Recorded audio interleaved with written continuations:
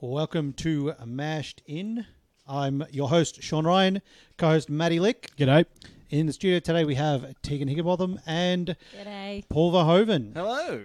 Hello. Yeah, celebrity couple Yeah. in the studio, which is Pretty awesome. daunting, actually. When you sent me the bios, I'm like, hang on, these are actual celebrities. Like, we normally just have friends and or with other podcasts and stuff. Yeah, I'm like, I know. They've been on radio. They know how to talk into microphones. yeah. It's very exciting. Should be a good one. I just wish exciting. to lower your expectations. I'd just come in here and was like, what is this?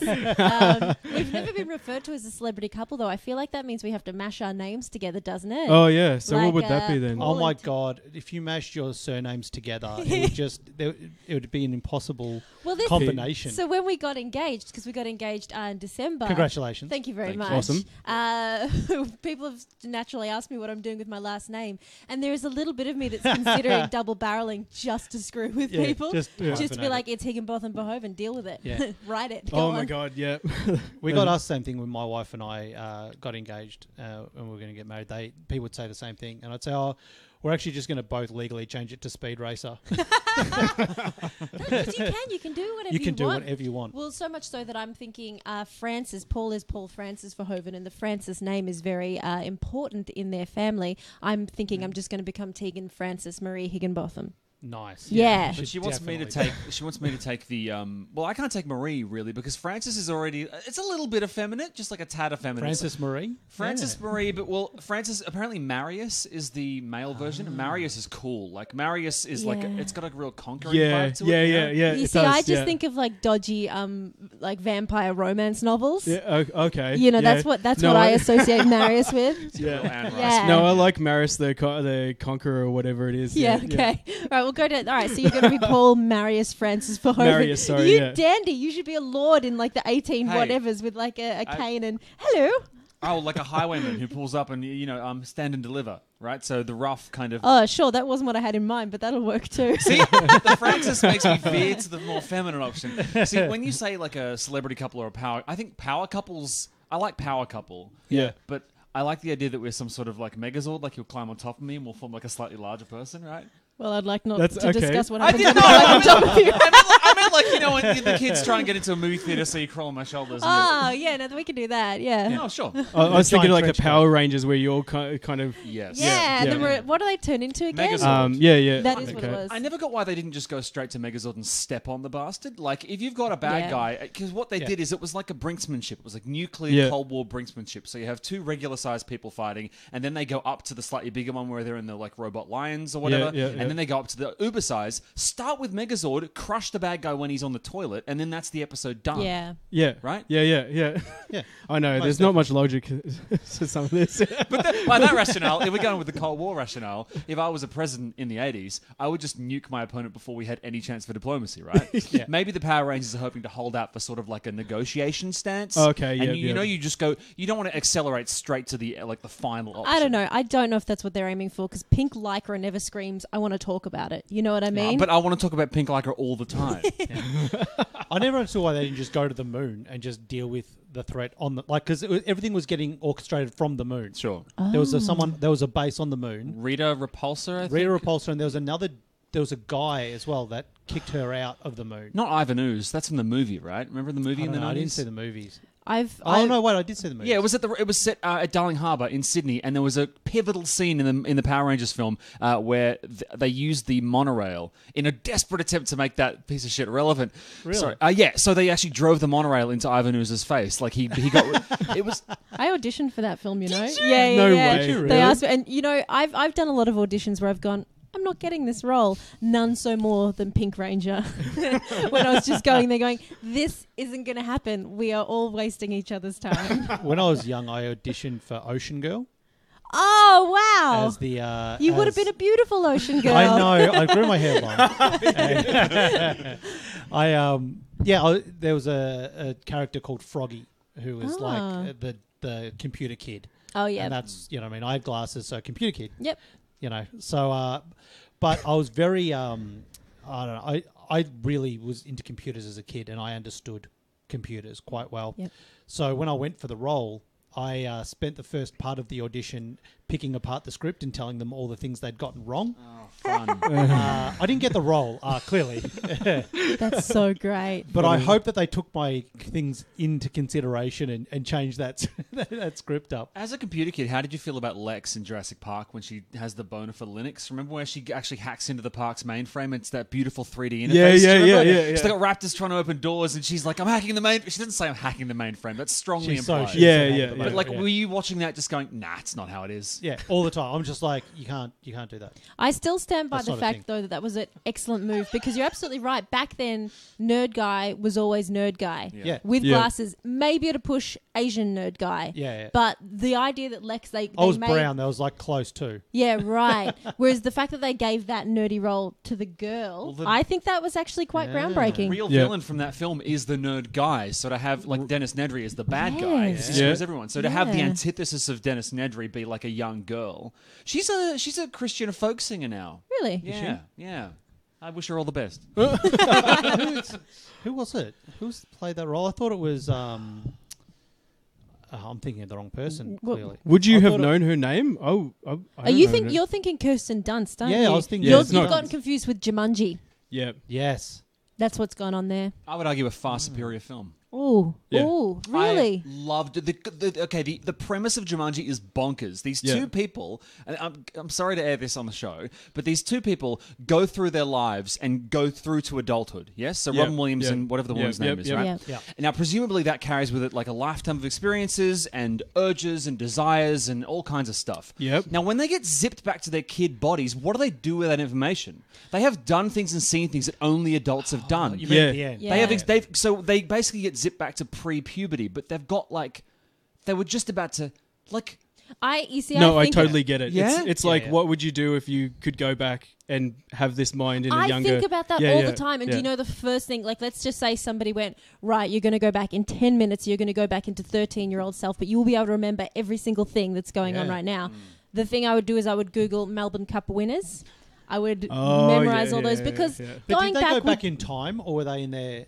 No, they go back in time. Oh, they go back in time. Yeah, so they do all of that again. And I've just got, I'll go back, I'll remember all the Melbourne Cup winners, start small, put my pocket money on Maccabi Diva or whichever one it was that particular year, and then just start building up my fortune and then do terrible, horrible things. So you'd be like Biff, out of... yes, gosh, that's right. I want to be Biff. Yeah. Fictional Donald Trump character. I know. So upsetting. Yeah. But that's what I've thought about, and having conversations with teachers that I still replay in my head now, where I was like, I'm going to go back and tell you what I really think, which is probably not a good thing. Were you ever just like petrified in primary school of like crossing the fence? And it's just like, it doesn't make a difference. You could just jump. You'd lose a ball over the fence and you go...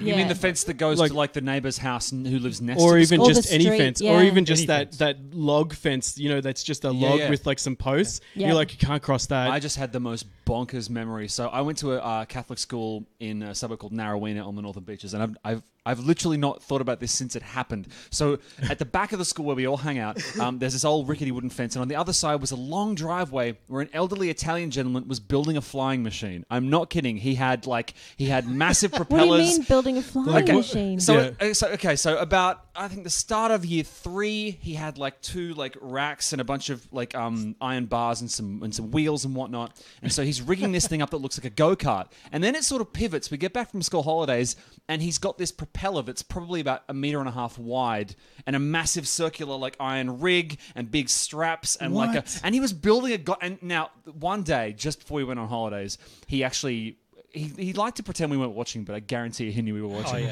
And I'm like, Tegan, your dad would love this guy, right? Yeah. Like he was weird. We'll discuss him later. He was building a flying machine, and so we were all really excited. We're calling people over, and he's getting ready to pull the cord and actually like fly away out down the driveway. Yeah. And it just sputters out, and everyone just starts booing on this old guy.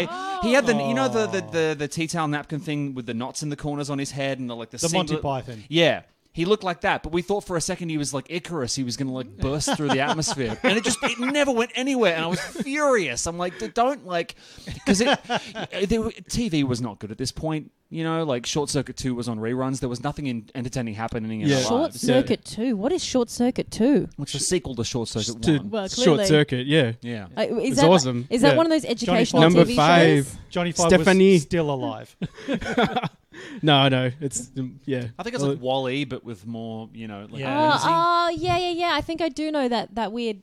It had like binocular eyes. Yeah, I think so. Yeah, Okay, yeah. okay. And he had those little flaps that gave him Yeah, personality. emotion. There we go. Yeah, as soon as That's you said it. WALL-E, I was like, okay, I know what this is. Yeah, that's a way cooler story than us just finding a box of porn in the playground. Yeah. Did you actually find a box of porn in the playground? As what would that have been, like grade 3 or something? We're like, whoa, what is happening here? You know, but it's not like today where kids can Google that and see whatever they want. Back then, you were like, what are they doing? Like, you knew what they were doing, but you like didn't understand how it worked. Up until that point, it had all been pictures. I honestly don't think I knew what a penis really looked like until my 20s, and I was very happy with that. Well, she still doesn't. I use a smoke machine just to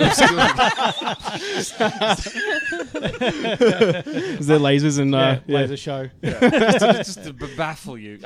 We had this like copse of trees out by the bus bay at the front of the same school, and it was like it was very swampy, so it would rain, and it was like big, huge, thick palm trees. You could barely squeeze through it. Like, it was like 5 by 5 meters. I think it was meant to be some sort of like, visual motif at the front of the school. Just here's a chunk of swampy trees. And so one day, a friend of mine and I were in the sick bay about 30 minutes before school knocked off. And so we decided to sneak around and see what was in. We crept through the trees, and it was like genuine, like Arthur Conan Doyle's Lost World, right? And we get to the middle, and we find like this inflatable woman, and we didn't really know, but she looked really shocked, like perpetually shocked.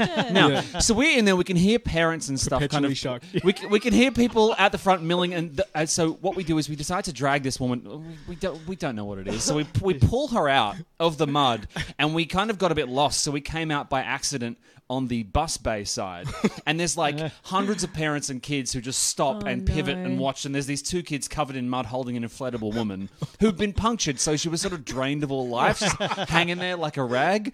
And I like to think those aren't the most formative memories from my school years, but I think they maybe are. No, it is. Shame always stays with you longer than anything else. Don't you find it's those moments where you're embarrassed? Like, well, I'm still 80 and thinking back on that. Algebra, no idea. Not at all. It went. Exactly. Awesome. I'd like to think that time travel is possible, and you actually have an inflatable woman in the future that you bring back to hide in the trees for your younger self. No, it's my future wife. It's my future. I had to rescue her. Yeah, I like to. Yeah, if travel was possible. It's funny because your future wife is sitting right next to you. Yeah, I know. Clearly not an inflatable woman. Well, I know that he doesn't think of us as a long-term thing anymore. No. The human race evolves beyond these bodies. We develop kind beyond of like inflatable shells. Yeah, and this is the shell that you choose for me. Shock woman. Just like waterproof. Oh, stop it. Slightly deflated. Yeah. Oh dear. And in the mud. Awesome. It just gets worse. Anyway, if you had subject matter to bring up, I'm afraid that we derailed that a long time ago. That's been good. Anyway, that's the show. All right. Yeah, thanks very much. We do have segment stuff. What we'll do is we'll should tell people that you can actually download this as a podcast if you can't be bothered watching this on your computer machine. You can go to mashedin.fireside.fm. Which is where this podcast is. It was going to be in iTunes, but iTunes is down at the moment, so you can't actually submit a podcast. As in your iTunes or all of iTunes? No, iTunes of submitting new podcasts is just down. Wow. So there you go. They're closed for business for the moment. Spotify as well. You can, though, get on Stitcher and search us on Stitcher if you have that program still. Google Podcasts eventually will find us. You can't actually submit to Google Podcasts. Google will just find you and add you if it thinks you're relevant. Oh, that's the awkward. description in how to get onto Google Podcasts. Oh, God, that's so... speaking about high school, it's like, no, we'll find you if you're cool. Exactly. Oh, God. You think you are Google. But Google wants to know everything, so eventually we will appear on Google. Yeah. Sure. Eventually it will find you. That's the new Google motto. After they got rid of "Don't be evil." It's now we will find you. Tease the next podcast title as like everybody's credit card details, and then Google will be like, "You're in." That's right. We know who you are. Likewise, if you're listening to it audio, you can go and watch the video at facebook.com/mashedin. Yep. Or you can search on YouTube for us. And subscribe, please. There. Oh, yeah. If we get enough subscribers, then we can get a vanity URL. Yeah, yep, a YouTube URL. They've changed all their rules for that, so you need a certain amount of subscribers and a whole bunch of stuff. God damn it! You got to be super cool. You got to exactly. They got to I'm just thinking. I think I've actually got Killer Sprocket at YouTube. We could have put it on that. Oh, never mind. It might be on there. Oh well, we could do that too. Can we put it on there? Can you put it on there? We'll figure it out. Because there's nothing else on there really. Sure, why not? All right, cool. So I'll do that. Twitter @MashedInLive if you want to get on and send us messages and stuff. So far it's just Matt posting, and Twitter thought he was a bot the other day and send him a text message. Or you can jump on to the Facebook address that Matt gave and give us some comments and stuff like that. So if you go to facebook.com/mashedin, you can comment on the shows and we will try to answer live or in the next episode. Yep, cool. If you're too late for Are those questions there? Has somebody asked us questions? I think that's just Facebook telling us stuff. Yeah. Oh. Something. Facebook likes to tell us stuff. Yeah. Go away, Facebook. Yeah, exactly. So we'll go to the first section, local news. Okay, So this is... all my segments are ironically titled. So local news is what happened to me. So extremely local. Yeah. We'll go around the room. Everyone else gets to have a go as well. So in local news, both the heaters in my house exploded. Oh shit! And when I say explode, I don't mean like.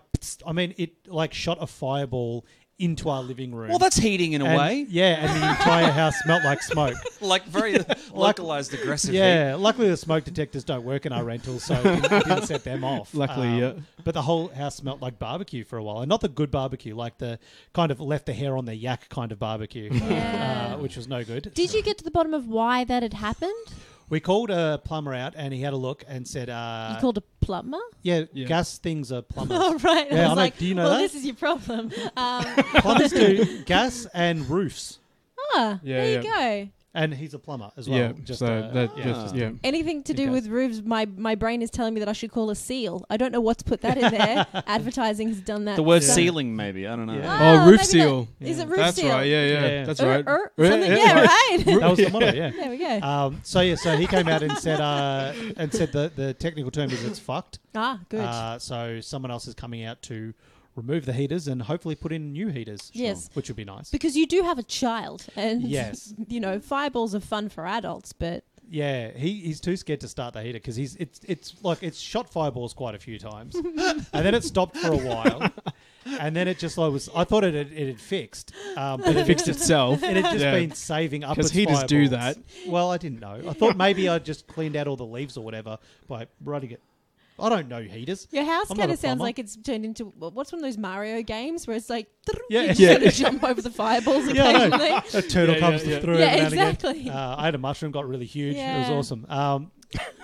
But yeah, I thought it had finished its fireball ways, but it was saving them for one giant fireball and waited for Andrea to start the heater before it shot the fireball at her. You sent Andrea to can you go turn that on? I have actually told my son James to go. He goes, I'm scared, Daddy. It shoots fire. I'm like, well, turn it on and run. I'm scared, Daddy. It shoots fire. It's like he's like a kid living. This isn't Fury Road. Like this sounds so grim. Yeah. And the assumption that like the next time he goes to turn on the heater, he does what do I do with the spray paint in the face? Like, James, no. Witness me. Where's my son croning before he goes and turns the heater on? Just the idea that your appliances are made of like the stuff that fingernails are made of, that they'll just grow back if you leave them long enough. No, I have to admit, I practice that method as well, which is like it'll sort itself out because sometimes things do. That's if you turn it off and on again, for example, it's sorted. Things work better. I guess I don't know. Right. Yeah. I just thought there was, something that the pipes needed to clean out, and when you've around it a few times, the heat, it had sorted everything out. Okay, so the technical term for smashing something to make it work better is percussive maintenance, and I do that a lot. I didn't hit the heater. No, but sometimes that helps. Should I have hit the heater? Yeah. I would give it a whirl. Just try to hit it. Gosh, is that more thunder? Probably. No, well, it's... I think so. Sunny. Sunny. I don't know. Well, it is Melbourne, though, so it's thunderstorms here and it's sunny over there. If anybody's not in the area where we are directly arriving here today, Paul and I were hit by a pretty aggressive hailstorm. And it didn't come like in even sheets. It was like someone was just piffing handfuls. Yeah. Like if you're on a film set and the guy like Doug doing the weather effects was just really angry that day. Yeah, it did feel a bit like that. Yeah. Have you got any local news? No, nothing happens You've done to nothing? me. No. I don't know why I keep asking you. No, that's One okay. day you'll do something. Something will happen, yeah. You've been sabotaging his heater for lols. It probably has been. Are you a plumber? Yeah, I am. Yep, Okay. Yep. I thought that, or it was an ironic cap, and I wasn't sure which one it was. Yeah. Sewer clear plumbing and blockages. That's it, yeah. What about you guys? Any Well, local you've got news? the more news. Go on. I got, Yeah. a bit, I got a bit of news. So I wrote a book and it came out, which is news-ish. Pretty awesome. Yeah, which is pretty cool. Yeah. So my dad was a cop in Sydney in the 1980s, and he survived some pretty intense corruption and had some pretty weird adventures. So I wrote a father-son true crime black comedy kind of novel about it, and Penguin published it a few weeks back. And Dad and I and Tegan have been doing a lot of press. Is there any? How would you describe Well, it? do you want to know one of my favourite things that I've learned about the publishing world so far? And this is for anybody out there, if they're ever thinking of writing a book. You know, you guys, if you ever sit down there and do a little bit of typing. One of the fun things that you can do as an author, you probably see in bookstores a lot that there have been copies signed by the author. Yeah. Now, part of that is because it's lovely to have a book that's been signed by the author. But the real reason that authors are doing this is because once that book has been signed, it is technically damaged. And they have to sell. And the bookstore can no longer send it back to the no publisher. way. So we are literally getting to every goddamn store we can and getting him to ostensibly scribble on his own work. Yeah, don't get me wrong. Part of it's like peeing on walls, but part of the reason you do it is, which I've been doing as well, just because it's good. Like, you really make your presence known on an olfactory level as well. One of the great things about it is you get to meet booksellers and you get to go, "Hey, here's what the book is about." So when someone says, "Do you have anything?" blah, they can say, "Yeah, this is perfect for that." But the signing things it still feels naughty. Like on our way here, we signed a bunch of copies, and they're like, "Thanks." They put little stickers on saying "signed by the author," which really means that we have to sell this copy now. Yeah, because this is the really strange thing about the publishing industry. I've just been learning so much. It's one of the very few kind of industries where, let's just say, Penguin published the book, and then Big W orders 1,000 copies, and the author's like, "Wow, 1,000 copies, this is great." If in a month's time 900 of those copies, actually, so it's 3 months, haven't sold, they just go straight back to Penguin. Oh, brutal. Yeah, it is really brutal. So first things first, like, just buy books, because there's some poor author sitting there like there's just hoping that they sell. But it's a really complicated world. And here's what we thought. I thought it would be funny to tell people that they could just go and sign it on my behalf to get nice. I was going to ask you that, yeah. Until we went to a bookstore in, where was it? It was, where were we? Fountain Gate. Yeah, we went to a bookstore at Fountain Gate, and she was like, "Listen, this is going to sound weird, but before you sign your books, could we see some ID?" And we were like, really? And she's like, yeah. And then I asked why, and she's like, "Oh, a bunch of dudes thought it'd be funny to come in here and sign books on behalf of another author." Which is pretty funny to go in and say, "I'm John Grisham," and just sign some Grishams. It's like in The Simpsons where there's that photo of Sean Connery signed by Roger Moore. That's very funny. If people want to go sign my book as me, I have no problems, provided they don't just sneakily do it and put it back. The trick is to go up and go, especially if you're a woman, "Hi, I'm Paul Verhoeven, crime author. I'd like to sign my books, please." Just do it. I told my dad, because it's about my dad, and he's been going. I feel like he could sign them. Yeah. But the thing is, he has been doing it. He told me yesterday. This is new information. Really? He's been going to bookshops up and down Sydney's northern beaches, just going, "There's a book on shelves. It's about me. My son wrote a book about me. I'd like to sign some copies, please." And he's signing copies, shaking hands, kissing babies, putting them back on the shelf. The babies, putting babies back. Yeah, on the he's shelf. very confused. Yeah. So part of the problem is you can't say signed by author. Yeah. Because it's not. Yeah. He's not the author. Just signed by some Signed by author's dad is not a sticker. And if we want to get that sticker made, that's going to cut into our costs. So at this point, it's in bookshops all across Australia. It's been the past 3-4 weeks of our lives. Tegan and I have been running point on this insane, very ambitious PR campaign. We had a launch in Melbourne. We had a launch in Sydney. This morning, friggin' Tracy Spicer was tweeting about how much she loved it. Like, it's a real roller coaster ride, by which I mean the press tour. But the book is also a roller coaster ride, and it's affordably priced in some bookstores right now. Is that a copyright? Can we show the copy? Yeah. So it's called Loose Units. And I really, really enjoyed writing it. And yeah, there we go. No, that's perfect. Where you had it was perfect. Down? That was perfect. Yeah, great. That's good. So I would like to give a copy to the show if you would like a copy. Oh, fantastic! So yeah. This is a gift for you guys. Oh, awesome! But you're obliged to read it and talk about it and start pretending you're my dad and signing this book on my behalf. So here's your copy of Loose Awesome. Units. Yeah, sweet. Awesome. Thanks. Thanks. So that's been. Well, it took 2 years to write, but the past couple of weeks have been friggin' bonkers. And Tegan has been basically like the... Okay, if this was the White House, and the West Wing, you would be the CJ Craig of this thing. Yay! I was hoping you'd say CJ Craig. She's one of the best. Yeah. So yeah, that's what Paul's been up to. I've been just doing my usual stuff, and then in between that, trying to learn all the lyrics from Billy Joel's "We Didn't Start the Fire."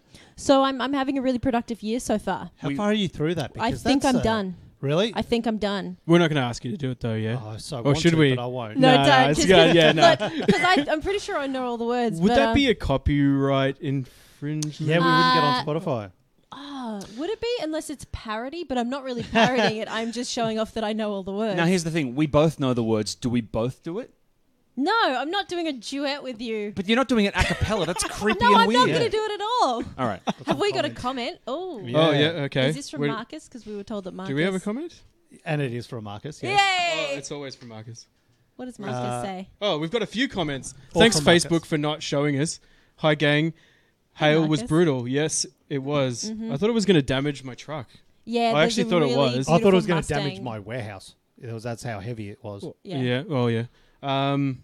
You should give the book to your viewer. Your viewer. No. No. I've just finished. Do it. I've just finished. I'm dying up here, so this is going to be awesome. Yeah. All right, cool. I wrote a book deliberately that my dad doesn't read much. In fact, I think he hates reading. So I deliberately wrote a book that my dad could read because he's in it. He's in it, so his ego's going to carry him clear through. But the whole point was to write a book for people that is just like super. It's a super fast read. Like the chapters are like 5 pages each. It's just like it's like confectionery. So there's a lot of like kind of true stuff in there as well. Oh yeah. It all happened, but like there's some bonkers stuff that he went through, and so the book is so me and Dad present day. Sitting in a room arguing about what did or didn't happen is kind of the bridging narrative. It's very Princess Bride-like. And the flashbacks are all my dad as like a 20-year-old in the police force just dealing with just insane car chases, gunfights, just crazy stuff. One of the interesting things in the process of writing the book was it is true crime, but at the same time, a lot of these people are still alive. And it's about the legalities of going through and changing just enough so that we don't ever get a knock on our door from somebody being like, hey, you know how you outed me? Well, we're going to take your thumbs now. Yeah. But it is, I mean, talking to John, which is Paul's dad, it's just, I'm so glad that things have progressed so much, but it sounds like the police force back then, and this was the Roger Rogerson era, so we are talking about particularly corrupt times, but it just sounds like it was a jungle. The way that John describes it, he says that you just go out every day and you'd be making up the rules as you go.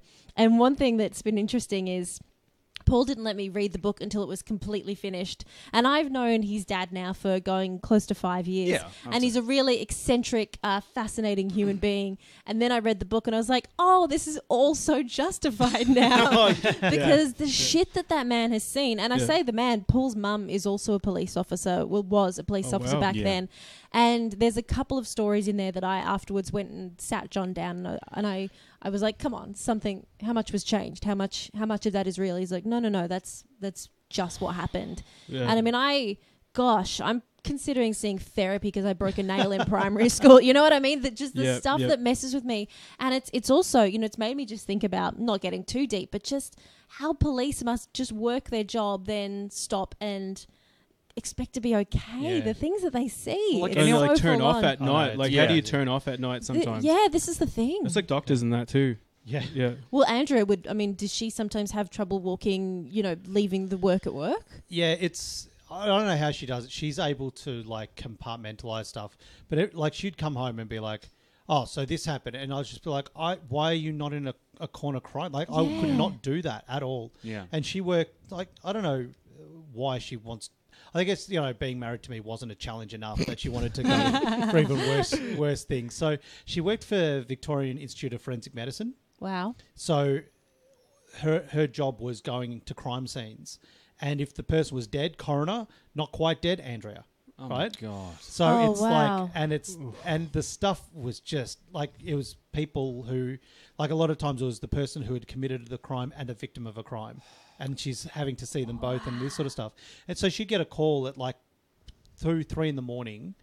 She had the phone by the way. She'd like, I've got to go. And she'd get up and off she, I don't know if she popped, and then she'd come back. Like we've got this like 2-year-old child, and it's just like it's amazing. Like she'd come home and and be cuddling with James and stuff, and then had just had spent all night seeing horrific things. Yeah, and then has to go to court and testify and all that sort of stuff. So that all comes up still now. Like she did that maybe 2 years ago, but still like court cases will come up and she has to go in the city and testify and all that sort of stuff. But I just go, man, like I work on it, like it just makes office work look, like that bitch from accounting just doesn't just doesn't even come close to Yeah. It kind of it makes me even, I guess, solidify my views that some people just have to work particular jobs. I thought you were going to say it solidifies your view that Andrew's a better person than you. Oh, look, well that as well. I mean that as well. But for example, in the entertainment, in the arts, there are just so many, so many. It's a really great fun job, but there are a lot of aspects about it which are really difficult and not great.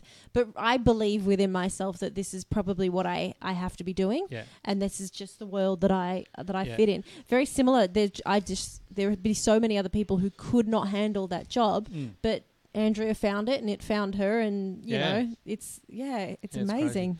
I was speaking to my grandparents lived through World War II. Yep.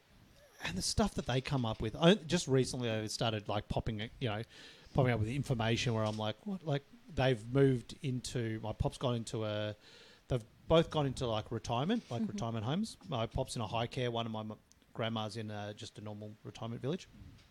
So he's going through all of his stuff, and he goes, "Oh, this is my war trophies, my war memorial stuff." Like he was a kid during the war, so yeah.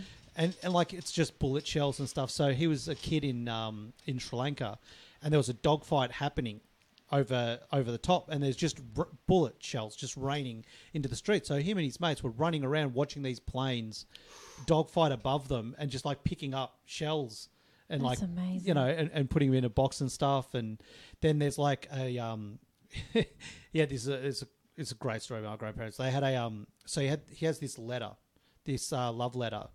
That's like all been like it's paper. It's all been anyway. So he's got this love letter that he wrote to my nan, right? So they met as children, and then in the war were separated, and they kind of kept track of where each other were, was and stuff like that.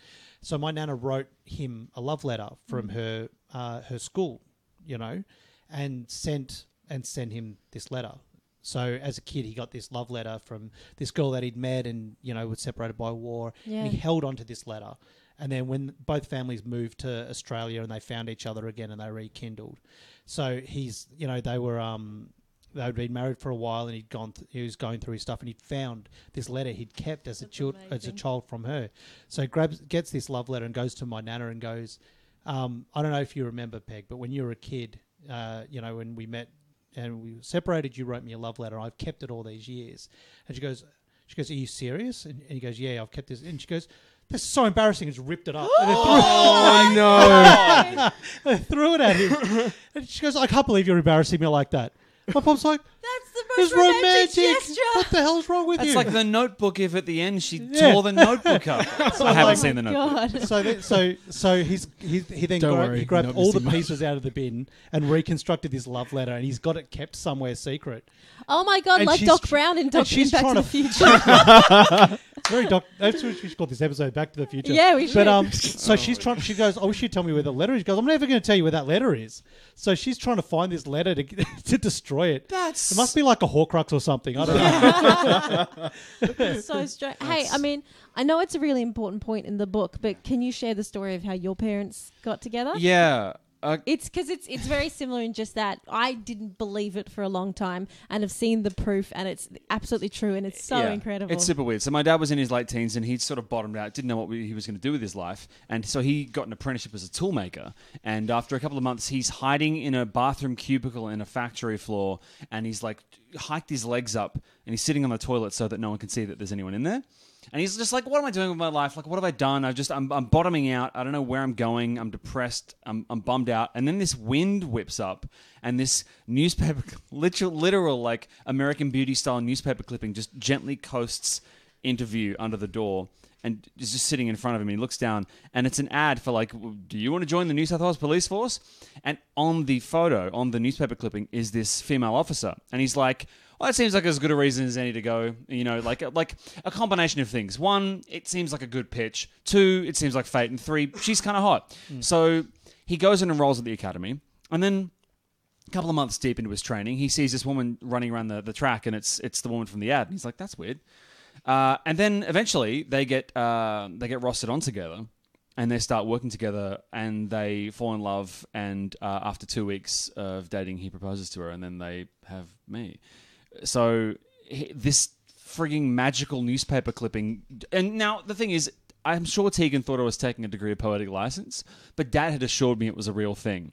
So about a week after the book came out, Dad got contacted by a very senior police officer from the New South Wales Police who was like, hey, I read the book and I loved it. And also I found a scan of the clipping, and they sent it across. Yeah, and it's there got she my... is. And now it's obviously not going to make any sense in the context of, you know... You can pop it up near I can pop it up near the camera, but I'll find this thing. So it has...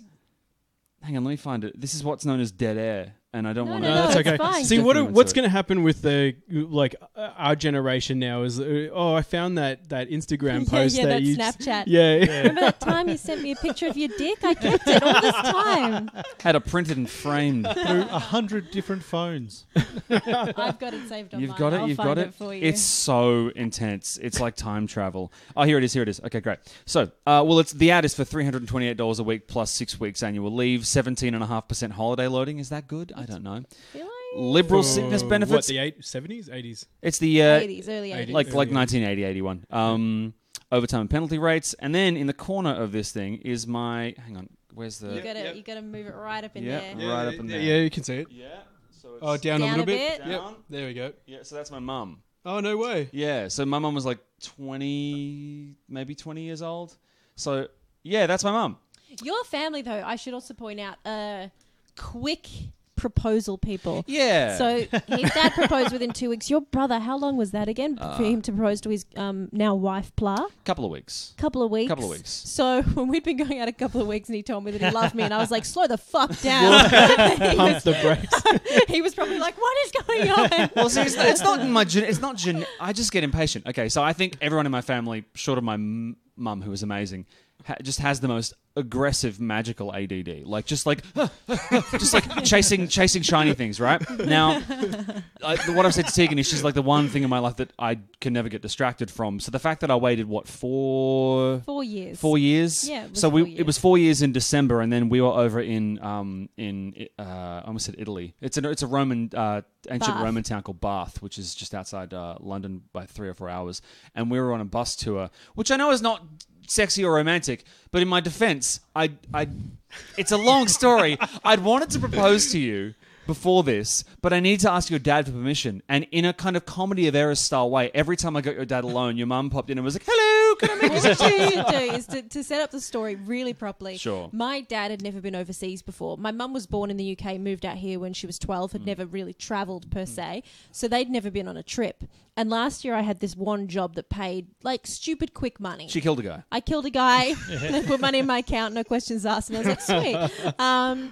So I just was like, you know what I'm going to do this thing that I've always told myself was going to happen. I'm going to take my parents overseas. Yeah. Within 24 hours, I realized that was a big mistake. When my dad had lost his phone before, in between Heathrow and the accommodation, he lost his phone.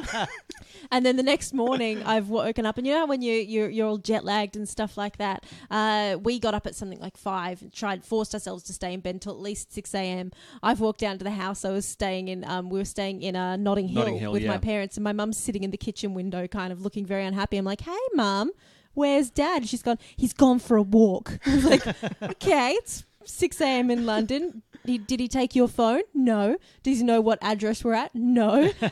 How long ago did he leave? She's like, I don't know. So I was like, oh, good. Dad's just out wandering in London. You know, he's also, it's little things like him, like he's got diabetes. So if he doesn't eat within a particular time, shit goes downhill quickly. Yeah. Oh, okay, so it's just like, oh, this is fun. So we had to run out in the morning and find dad. And so by this stage, it was already kind of stressful. It wasn't quite as bad as that scene at the end of Sex and the City where, like, Miranda has to go chase Steve's mum, who's eating pizza out of a dumpster. Well, no, he's got diabetes, not dementia. They're very different things. Like they're both D words. But close enough. If he needs sugar, you're going to put a dumpster past him.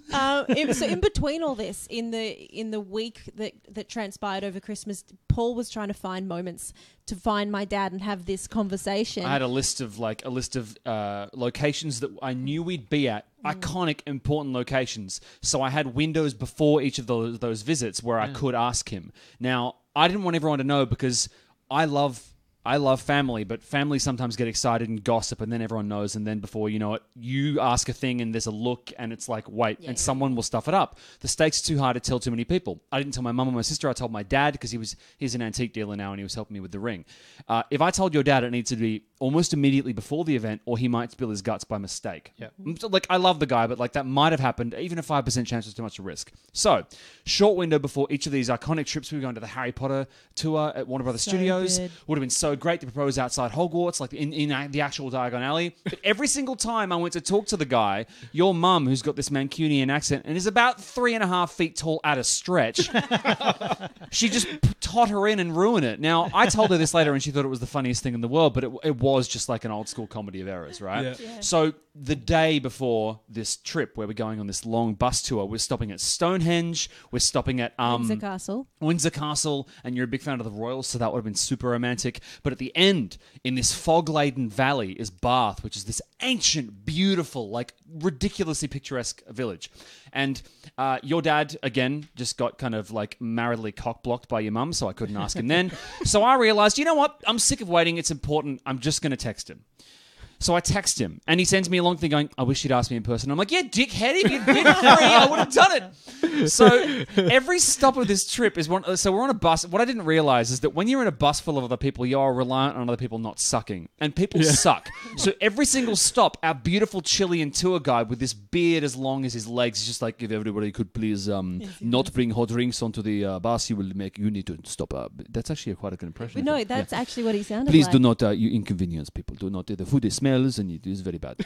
So every single time, the same group of dickheads would just bring in hot food and drinks, or they'd be 10 to 15 minutes late. Yeah. And what happens is every time that happens, our stops at the next locations get like telescoped inwards. So the time we got to Bath, I was having a full-blown panic attack, and only Dad was making eye contact with me, and he'd long since stopped trying to calm me down because he knew how stressed I was and how high the stakes were. It was meant to be the sun setting as we got there. It was dark.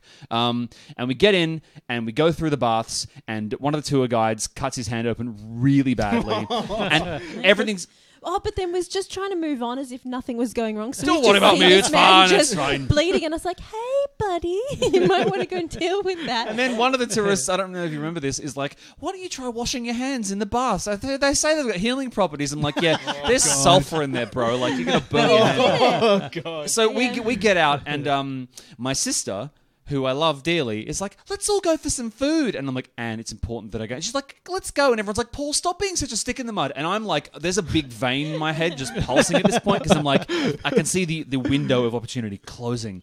And so she starts leading us inland away from the canal where I was going to propose, where there's this like ancient bridge and there's beautiful lights and this There's only water two feature. bridges in the world that have actual shops on top of them. It was from this Italian architect, He built I it. believe. There's literally a love. He built it for a woman. Like, it's a beautiful love story. And as the lights come up on it at night and there's water Looks features, really cool. and it's stunning. And Anne's leading us away from that, and I am throbbing with rage. And everyone's angry at me for being a bummer, and I'm like, and I can't tell them why I'm annoyed. So she leads us into this shop, into this like little food court area, and they're selling Cornish pasties.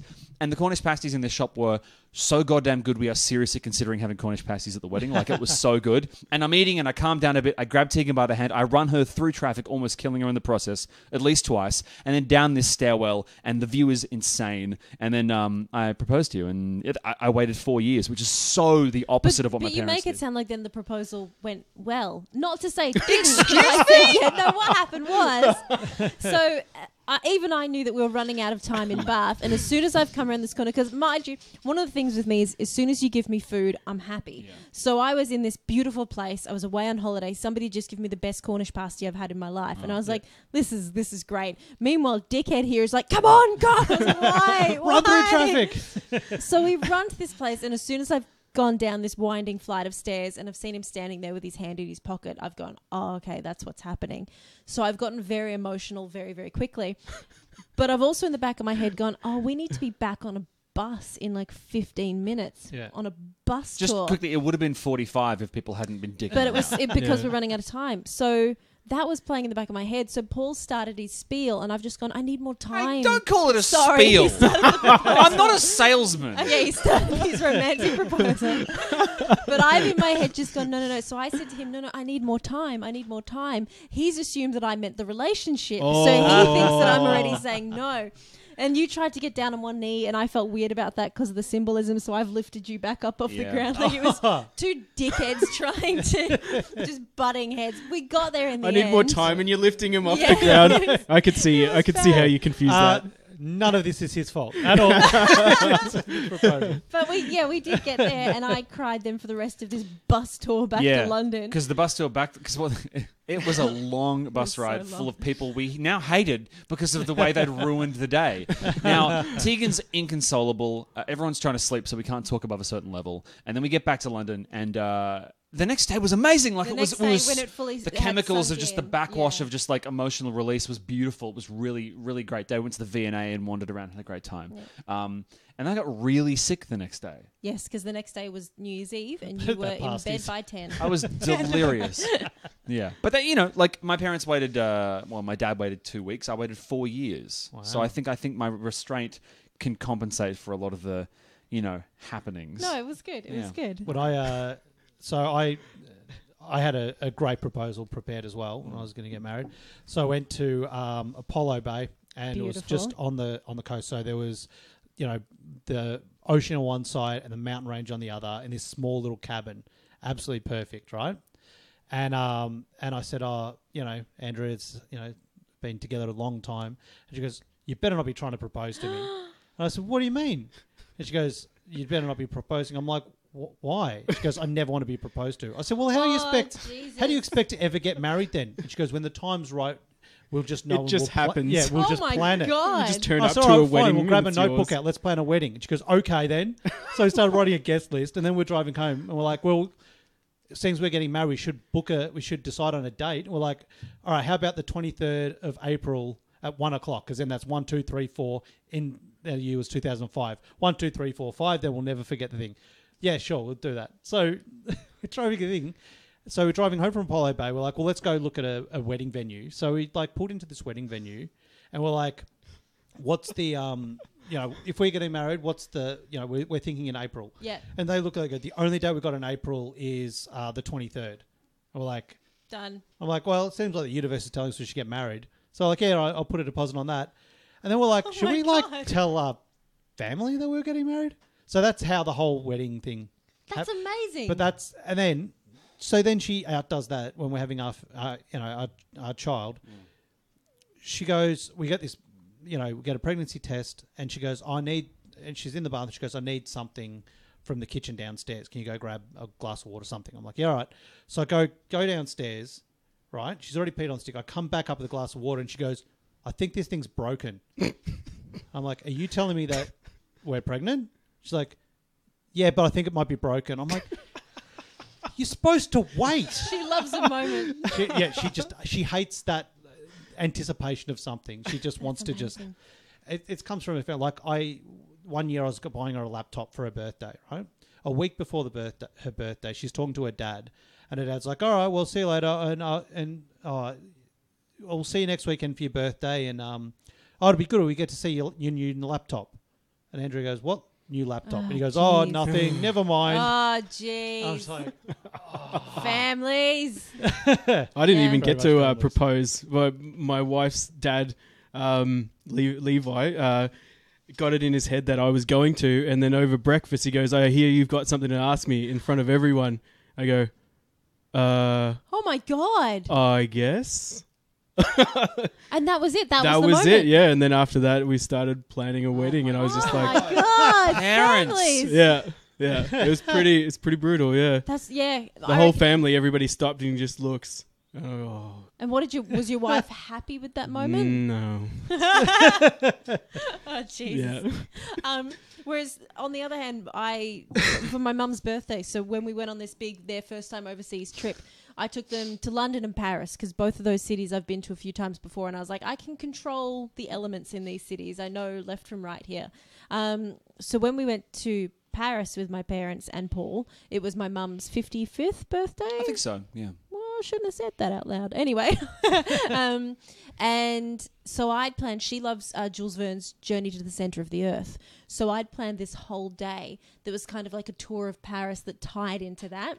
So we were starting, and the way that she was going to find out where all the next locations were is I bought her that book and highlighted clues within that. So she had to kind of put it all together with the locations. So the first one was going down into the center of the earth. So that was the catacombs. And then I booked them this lunch at the Jules Verne restaurant up in the Eiffel Tower. It's got a Michelin star. It's nuts. It's so good. So much money. And still paying it off. Oh, still paying it off. They get my firstborn. And then we finished that there's this natural history museum with the dinosaurs because that's how the story ends.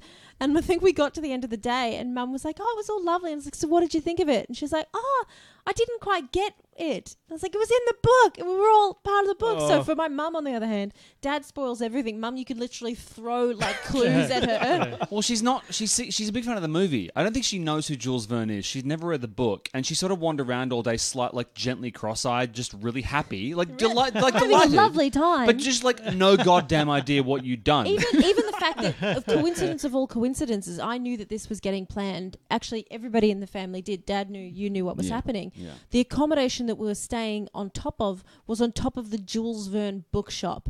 It is a bookshop entirely dedicated to Jules Verne. So when we've all rocked up and gotten out of the cab, we're like, oh my God.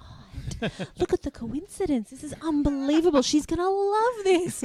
And we showed it out at the end of the day and she's like, it's a pretty shop. I was like, you idiot. She's not. Ooh, I would give my back teeth to see the two of them specifically alone in an escape room. I think it would be spectacular. Your dad would be like, how does it work? How does it work? Getting electrocuted, trying to pry apart the gadgets, and your mum would just be bumping into walls. And the thing with her is she'd either be in there for the rest of her life or she'd walk up straight to the final combination, be like, I just took a guess and it was right, and just walk straight out of there. It would be one of the two things. Your mum is like an old Luna Lovegood, and your dad is okay, which Harry Potter character is your dad the most like? Neville before the Neville Renaissance. So book one Neville. Book one Neville. Pre-remember all Neville. Yes. The basic Neville. We did the sorting ceremony and they both found out they're in Hufflepuff, and Dad was like, really? And we were like, yeah, this is very accurate. Yeah, Tegan and her family were doing a family thing, and I hadn't gone, and she was like, we all did the sorting hat, and I'm like, okay, let me see if I can guess every single person. Got every single one of them, hands down, which either means I'm mean and that I pigeonhole your family based on their attributes, or the quiz is really good. It's probably a little from column A, a little from column B. Yeah, but the thing is, I always thought I was Hufflepuff. I always identify with Hufflepuff. I love Hufflepuff, but I keep getting Gryffindor, which secretly makes me proud, because you know what? Gryffindors kind of underachievers a little bit, so someone it's just wind. No, it's the wind. Yeah. No, great. It's the owl delivering. That's right. Trying to get through this whole time. Also, for Matt's wedding, Matt got married in Canada, right? And cool. And we're going. My wife and I were going up there for the wedding on a paddle steamer. Yeah. Oh, that's really? So cool. Yeah. Parked paddle steamer, but yeah, it was pretty cool. Huh. It had a big ballroom up the top. Yeah. Yeah, wow. That's pretty cool. Yeah, it was pretty rad. And I found out that where he's getting married was 2 days' drive from a really good brewery that I wanted to go to. Cool. So, and halfway between the brewery and that was a really cool theme park as well, which had, was it the third scariest roller coaster? I didn't even go. Seven Flags or something like that? No, it's Six Flags? Yeah, I think no, was it Six Flags? I don't know. It was in Spokane. I don't know which. Oh, I can't remember. Ones. Anyway, yep. And so it was really scary. I didn't even go on it. No. Does it have did it have a theme, or was the theme scary? Because the theme was frightening scary. Yeah. Because there's two kinds of roller coasters: the ones with the narrative and the ones that are buckle up idiot, just. No, it was definitely it was buckle up idiot. Okay, yeah, because it drags you up and you're facing down from 50 meters up or something. Face plant into the concrete. No. It's amazing. That but sucks. the so we get there and I'm like 2 weeks before his wedding and I'm like, I want to go to this brewery. It's 2 days drive. Do you guys want to come? They're like, Yeah, all right, that sounds fun. So like 2 weeks before their wedding, we all get in a car and drive down from Canada down through America and go to a brewery in Portland, Oregon. Oh, wow. Stay there for a few nights. Yeah. And then let it back up. I'm like, man, it's probably... And then like a while later, I was like, that's a pretty like arsehole thing to do. Is just like take them away 2 weeks before their wedding. All their families like preparing. Oh shit! We're just like, see you later. Bye. We're just going to a brewery. We'll be back in a week. And just disappeared. Well, your family was there. Obviously her family lived there, but everyone was there. We just that's awesome. Decided to just to road trip it. That's cool. Sometimes though, I feel like that was one of the things that we learned with the whole family holiday thing is that you've got to be really good about your on time and off time. You've got to almost schedule. Now we're spending 3 days apart and we're going to do that. Yeah, you say that, but we drove in opposite directions with the express instruction of not seeing your parents. So crazy. We drove in opposite directions for hours. We get to a dilapidated Roman Colosseum and they pull up and it's just like, ooh, like they're waving at us from across. Actually happened. It actually happened. And so Paul's mature way of dealing with it, I don't know how they're okay with you, Paul. That is actually the truth. We were both in the south of England, both families, and we're like, we're going to do our separate time now. I hope that's okay. And the parents were like, yeah, no, of course, go. And then so like 4 hours later, we both pulled into exactly the same tourist attraction. I don't know, in all of England. That's amazing. So Paul saw them and ran away. He just ran away from my parents. Sometimes a simple solution is the best one. Yeah. You know. Yeah, but you still have to circle back and get to the car. Well, so yeah. You just not even you ran to, so that you just ran away. Thing is, that trip. Okay, so Tegan's parents had never flown overseas before. Well. No, they hadn't. No. So Tegan was doing the Whovians Christmas special on the ABC, and they let her know like a couple of weeks before that actually you can't do that flight. So it was me and her parents and their first overseas trip. So we'd all planned to fly out on the 23rd of December, which is a really already you're getting on Christmas Eve. It's a very full, busy time. So Whovians then scheduled that recording for Doctor Who on the 23rd of December. And I was, this trip meant so much to us all. I was like, I just don't know if I can do Whovians. But ABC were really good about it. And they've gone, well, instead of you flying out of Melbourne, we'll fly you out of Sydney. So just swap your flight and you can meet up with your family in Doha and then continue on the next leg to London. They were so lovely to help me sort all that out. But that meant that Mum and Dad's first time... We're not going to pay for it, but... No, have fun. But that meant that, Mum and Dad's first time going overseas, I wasn't even there. It was just Paul with them getting through international customs. Yeah.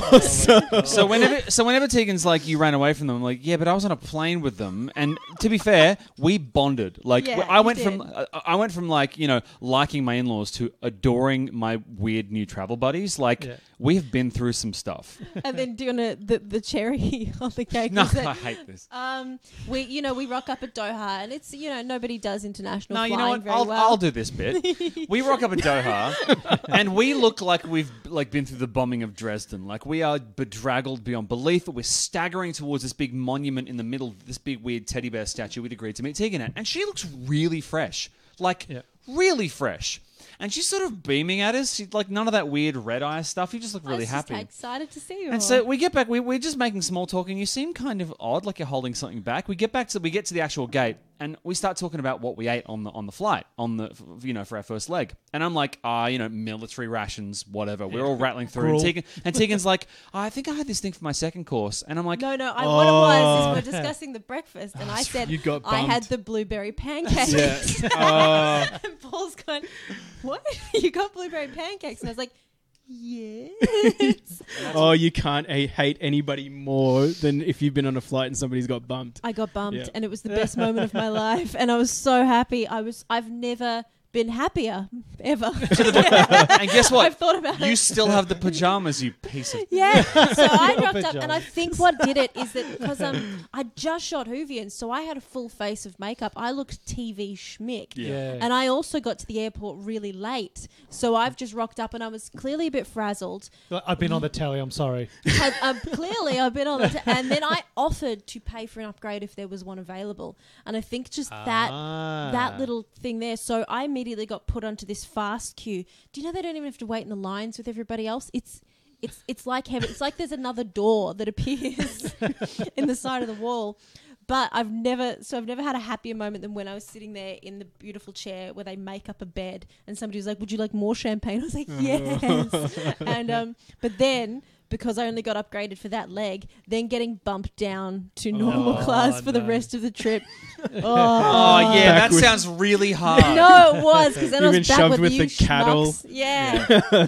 My sister and I had that when we went to the States when we were like 15 or something. Yeah. They put us up from Melbourne to Sydney. We got business class, and then Sydney to LA was cattle class, and it was like, no, we've seen the bright lights. This is the thing. Once you know it's beyond the curtain, you can't go back. It's so hard. Yeah. And I think what really pissed me off in that second leg where I was just with everybody else is I got confused about where the with the commoners. Yeah, with the commoners. I got confused as to where the bathroom was, and there was a little curtain, and I genuinely thought that the sign was pointing to just behind the curtain, so I went to move the curtain, and this super rude flight attendant's like, "No, you are not allowed to go behind the curtain." And I felt like being like, "You don't know, I was there." They had flowers in the bathroom. Flowers. I like the idea that you actually were like on first class for the second leg too, but you behaved so badly on the first leg that they downgraded you. They bumped me back, like, get her out. It's a photo of you on every little like kitchen area of the plane with the red circle with the line through it. Oh, that was the other bad thing I did. So I tried to get Paul bumped for the trip back home, and the way I did this was just slamming every form of social media, every email I can find, being like, "Hey, this has been a really important trip for my family and I got proposed to, but it's also," and this is the truth, it was Paul's birthday as we were flying. Yeah, she put me on a flight on my 35th birthday and I was mid-air. I think I made up for it with everything else, but sounds so sexual. Anyway, you go up with Kevin. So I made sure I tweeted them, I Facebooked them, I emailed Qatar, just every form of communication I'd called. I was just being like, "It's Paul's birthday, wink, wink." Yeah. He didn't get an upgrade. Instead, what happened is, so on the leg from London to Doha, and we're all still fairly awake. It's only a 7-hour leg, I think. About halfway through, flight attendants came up and they were asking us, "So is this you, Tegan Higginbotham? You're in this seat, and that's Kevin." So it sounded as if we're in the wrong seat. But what they're doing is finding out which one Paul was, because then they came over with a little plate of cake and some champagne. No. They called us into the little curtained off kitchen area. Oh, that's right, for that bit they did. So then they stood around and they sang him happy birthday. It was really weird because we're all crowded. All the flight attendants came over. They were taking photos of him. It was super strange. But it was so nice. It was sweet. This one was sweet. The problem was I'd also been peppering them on socials going, "Hey, it's my birthday. I would love an upgrade." And so on the second leg of the flight, about 2 hours before the end, when everyone's at peak angry and it's like everyone's asleep, they didn't do it in the kitchen area. Oh no, they sang at full volume by converging on us. A whole new deck of flight attendants for, we've got to acknowledge this guy's birthday, not realizing like we did this already. And they came out while people were singing, they were pouring us glasses of champagne and people were sleeping, So not only was everybody else on the plane like, "Why are they getting champagne and we're not? This is weird." They were waking people up and it was so strange. They were like, "Hey, wake up. It's this guy's birthday." Yeah, hey, wake it was up. so bad. So just a word of the warning, if you do want to get an upgrade, don't use the birthday card. Yeah, no. Instead, you get awkward song situation. Yeah, they'll just sing at you and make you a cake from what they have on the plane, which is not a lot of ingredients. It was like great. They sort of improv'd like the yes anded a cake. And it was very weird. What they did is they put a cake on, then they sprinkled on a few blueberries over the top, and it's like, I know that those are just the leftover blueberries from somebody's breakfast that didn't want their pancakes. It's like the Ganges where like the water's really clean at the top and then as it gets to the bottom it's just dead people floating out. Bad stuff. Oh, good. Ganges cake. Anyway, happy birthday. Happy birthday to me. Now, here's something that's not interesting at all, but I found interesting. Was before this we had Marcus and I had another podcast. Yes. We were doing a comedy room that you played quite often. Commedia del Parte. That's right. You were on the 3rd episode of that podcast, and you're on the 3rd episode of this podcast. Oh, really? There you go. How cool's that? There you go. And then I went through, I'm like, can I get every other comedian? I'm like, no. They're famous. That one's a Logie winner now. Yeah, I'm like, you can't get deal. Yeah. But yeah, no, that's interesting. The comedy room because I was going through listening to that episode and stuff and thinking about the fun that we had. It was a really good room. Do you remember?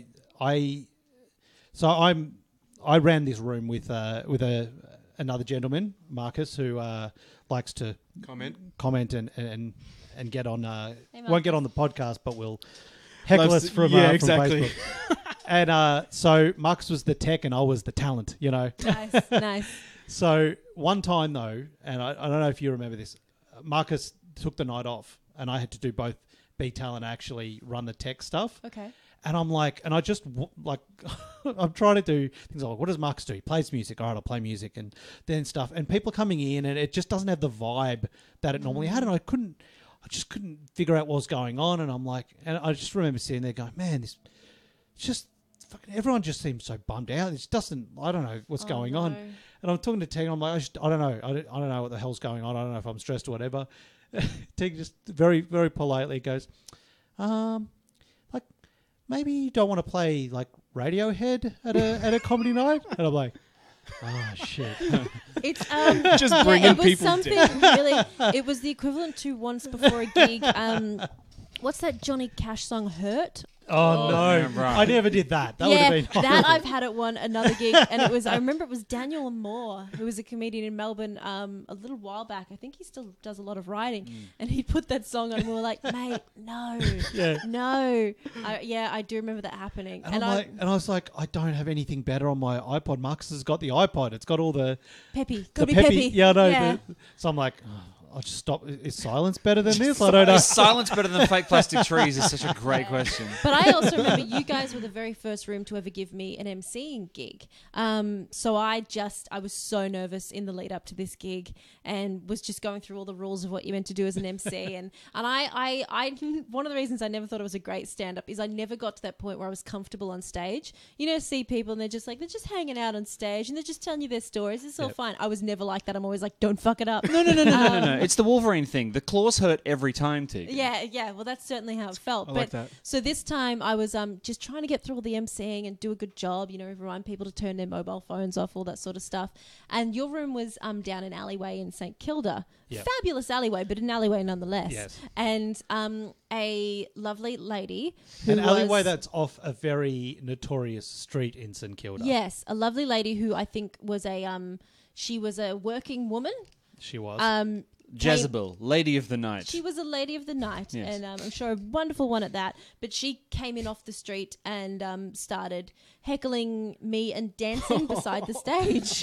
Mixed signals? And I tell you what. You suck. I remembered reading this blog by, I think it was Dave O'Neill and Harley Breen in the lead up to that thing about just how to MC and the stuff you might have to deal with. I was like, this was not on the blog, okay? A dancing, heckling prostitute. Yeah. One of the first times I saw you do stand-up, when we just started going out, I was like, she's amazing. But then a couple of minutes into your set, someone ran past the door of your comedy room and was like, and then was running around looking for water, remember? That's right. And there was somebody had started a fire. No, it was a mattress fire in the alleyway. So just around, so there was the alleyway, and then there was a little bit tucked around the side where there was just dodgy things happen with dodgy people, clearly. I never tucked myself around that further corner, but somebody clearly set one of the mattresses on fire and then gone, I need to deal with this. So we're all just, delivering our jokes and rolling out the lols. Meanwhile, there's just this guy coming in being like, water! I need water! We're making it sound like Bruce Wayne's parents were killed there. It wasn't that bad. Like, it was, but it was definitely, it was Crime Alley-ish. It was very Crime Alley-ish. It's now next to one of the best Indian restaurants in all of Melbourne. Oh my God. Which was not open at that time. Let's give a plug for Babu G, the best Indian in Melbourne. Like, it's crazy good. So good. I went there the other day. It is... it's no longer that bar anymore. It's now an event space, and it looks amazing. Yeah. Doesn't look anything like when we were there. I think it was still a beautiful looking room. It was just getting people to St Kilda in the middle of winter is hard. Yeah, it's really difficult. And also when the ABC ruined our comedy night by filming a fake comedy night. Do you remember that when they bumped us? No, remind me of this. So they there was a show. I can't remember the name of the show, but in the show there was one of the characters was a stand-up comedian. I want to say It's a Date. No, it wasn't. It's a Date because I know we filmed in that venue for It's a Date once, but it was during the day. Yeah. So this was one of the characters was a comedian, and so they needed a comedy club. Yeah. So they used that room because they were like, oh, it's it's cheap. Yeah. And the guy that ran the bar was just like, whoop, they're going to pay. Yep, sure. And and was like, they should be out. We turned up to start, to set up for the comedy night, and there's just ABC trucks everywhere. Like, no, you can't come in. We're like, you guys were supposed to be this like. At first, you're like, wow, they really promoted this. Yeah, I know. We're gonna be on TV. That's awesome. Yeah, no, I'm like, this is not. And Mark's like, it might be alright. I'm like, no, this is gonna be bad. And then we just watched as people would punters would come up and go, what's going on? They're like, it should be done in about an hour. And everyone was just like, okay. And then they just never came back. Oh, no. And it was like, oh, great. So your fake comedy night ruined our real comedy night. God. Marcus said that you were a great MC. Thank you very much, Marcus. How was I, Marcus? Could have been, there's two of us here. I MC'd a lot as well. Just because I play fake plastic trees one time. Just once. Undoes all that. But there was, it does sound like the room was terrible. It actually wasn't. No, it was actually a fun room. Aesthetically, it was interesting in that it had all these the walls were all a really cool purple and burgundy colour. The lights were really good. When it packed out, which it often did. Yeah. I've got memories of some of my best gigs there. It was absolutely fantastic. It's just there was also some really good standout moments. It would go really wrong. Badly. That was the thing. And it was one of those things like most nights it was fine. Packed out, great headliners, everyone was. And then when it started going, that's why it was really bad. When it started going wrong, Marks and I would start twitching and being, oh crap, because it wouldn't just ever go slightly wrong. It would just train wreck really fast.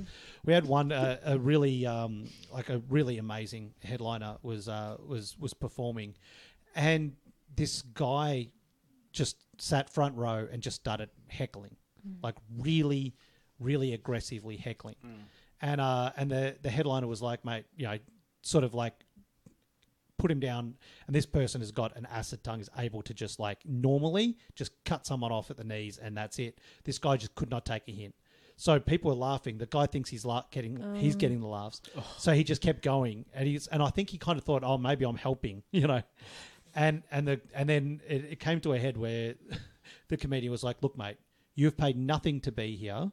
How about you just shut up and let everyone enjoy the show? Yeah. And he goes, I'll pay you, reaches into his pocket, pulls out a handful of change and just throws it at the comedian. Oh, my God. And then it was and the bartender, Hosey, who was the owner there, huge dude, looks like he flew over the crowd, just suddenly appears, grabs the guy, lifts him up by his shirt and just throws him out. Right? And then it's so hard for that comedian to bring the crowd back after that moment. That's right. Once you've seen somebody take it that one step further and you lose a crowd, it's really, really difficult to bring back. So luckily this guy is amazing comedian. So he brought the guy back, right? So Hosey's thrown the heckler out and gone, mate, you just got to go. And he goes, what do you mean? Where do I have to go? You can go anywhere. It's a big country. Just you can't be in this room. Yeah. Well, what about when the comedy's over? Can I come back? Sure, mate. You can wait at the door until the comedy's over, you just right? Stand there awkwardly. No, way worse. I don't know if you remember the way that we had that room. Yeah. Where we had it over there, and there was those glass doors near the George. He went out around the alley, back through, and then just stood at the glass doors, just staring at the comedian, waiting. So bad. And it was just. Can you tell us who the comedian is? Because it sounds like they're amazing. They are amazing, and I don't want to say it on. Okay, no, that's fair enough. Because because this idiot didn't even realise how much trouble he was going to be in until the end of the gig, where he came around and was like, oh, I helped. And this headliner, I thought, was going to glass the guy. He had a glass in his hand. He went and I think Marcus jumped in between the two of them. Jesus, you're going to get run over, man. Yeah. And it's so tricky. I've seen comedians get heckled and snap in a bad way. Oh yes, I was there. I know the one you're talking about. Yeah, we saw once, and the guy who snapped was, in a way, I kind of understood where he's coming from. He's like, we're not getting paid to be here a lot of times. We're coming out here so we can try this material, and you railroad it, so this just becomes a waste of time for everybody. Nobody laughs. We don't get anything out of it. And I got it, but unfortunately, he was saying that all at a very yelling that at an audience member who kind of hadn't pushed him that far either. It was just clearly for the comedian the moment where he broke. I broke on stage once. Did you? Really? Yeah. And it was a recent one. It was just a night. It was one of those all women's nights. It was a lineup of all women. Oh, and there had been a couple of guys in the crowd just one of them. I won't even go into the details, but these guys were just peppering the whole night through just the worst kind of shit that you can say. And then things escalated even further than that. I won't go into it, but I just went, no, I'm done. Like, I'm not. Well, because the heckler then bears the brunt of every single bad audience member that's annoyed that comedian their whole career, right? Yeah. I think it was also what it was exactly. Is that you have so many conversations with people running rooms who are struggling to get comedians in, to get audience in. Yeah, and then not because easy. I understand that for those few audience who go there on that night and they go, well, that was actually, we had a really bad night. They don't come back. Yeah. And you go, you're just wrecking the industry. You are wrecking our industry. What's the point? Like, what I think the psychology behind heckling is really strange. And it feels like the same part of the brain that makes people think it's okay to troll people on the internet. But it's one step further because you're there in person. You don't get anonymity. I think maybe part of it is what you hit on before is like they thought they were helping. Like they think they're contributing to the narrative of the night. But at no point does pop culture ever make hecklers like seem like a good idea. Like there's no positive versions. It's like, have you ever seen any videos of hecklers where people applaud them? How funny is this heckler? This heckler owned this comedian. It's I'm only throwing this in because one of my favourite scenes in Ted 2 is when they go and heckle the impro guys. Have you seen the film Ted 2? No. They go and there's like an impro troupe on stage trying to do nice light impro, and every suggestion that's being yelled out is the most horrendous shit. And it made me laugh a lot. But that's impro. That's the softest of soft targets. Like, what are you saying? I'm just saying sometimes impro is really stupid.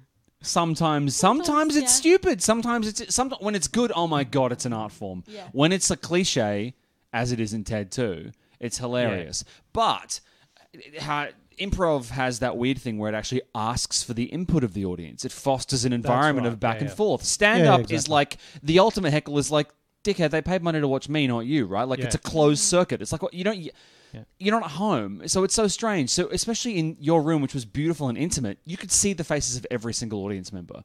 So when someone in the front row is heckling, that is so invasive. I mean, the glassing should have happened at the start of the night. God, I hate hecklers. Anyway. All right, let's get on to some beer news. Because it's supposed to be a beer podcast. If you want to grab it, by the way, if you want to grab a beer, there's heaps in the fridge. Just go and help yourself. I'm nursing both of our beers because Tegan's not drinking hers. I don't drink beer, but on beer, that is a good beer. It's a good beer. So I just don't. It's just not a palate for me. But a lot of beer, I even try sipping and just go, oh God. Whereas that, I was like, this is a nice drink. It's an event. There's a lot going on. It's really nice. Oh, thank you. It's really nice. That's it's not. Don't get bashful. No, not bashful. I'm just thinking of last week when some of my beers were frothing up in that. They chose some old stock and you pop it and it just go like somebody shook up some. Because that's the other thing is sometimes the beer in the fridge is stuff that I've recalled and some is new stuff. Oh, fair enough. Which one are we drinking? The new stuff. Okay. So you would know. Yeah. The stuff in the door is the stuff that I've had to recall because I'm like, I can drink it. I don't care. I don't want to sell it, but I'd drink it. Yeah. You know?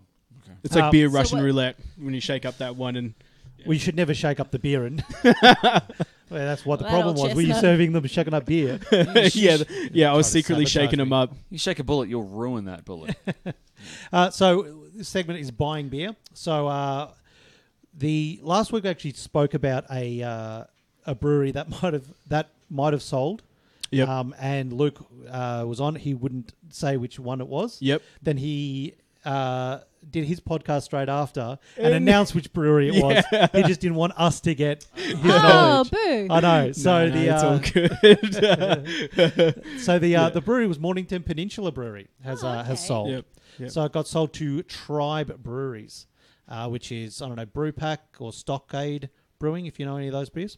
So they've based in New South Wales, but have just opened a multi-million-dollar brewery down in Mornington, like in the Mornington Peninsula area. Yep. So they've actually bought Mornington Peninsula Breweries, which is interesting because it's kind of the first major purchase of a brewery by another independent brewery. Like I was going to ask you that. Yeah, okay. Brewers, yeah. So usually it's like one of the majors like Lion or CUB buying out a brewery. Yep. This time it was another independent brewery buying an independent brewery. So interesting. Yeah, it was interesting. Also, Tipple, the we had Booze Bud be sold to Lion. Yep. Tipple is another beer delivery service. Yep. Got bought by 7-Eleven. Oh, okay. So apparently 7-Eleven saved a lot of money not paying their staff and was able to buy another business. Which is good news for 7-Eleven. Zing. So that's who's been bought out in beer this week. But I don't know, like, this is the other thing is, like, Tri Brewery has got a lot of investment from from like venture capitalists and stuff. So even though those companies are not beer companies, isn't it still not really an independent brewery? I don't know. What do you think? I don't know. No? Yeah, I don't know. I don't know if I have much input on that. We have the same problem in the gaming industry of like major studios like Activision or Ubisoft buying little indie developers and then still marketing the games as indie games. I'm like, you're bankrolled by like a massive corporation. Like, is it still an indie game? Just because it's made with pixel art doesn't make it an indie game, right? Yeah. Like it's so tricky because the people that are now employed are still working in the little office with their 5 pals releasing the same game. Yeah. But it's just got that big...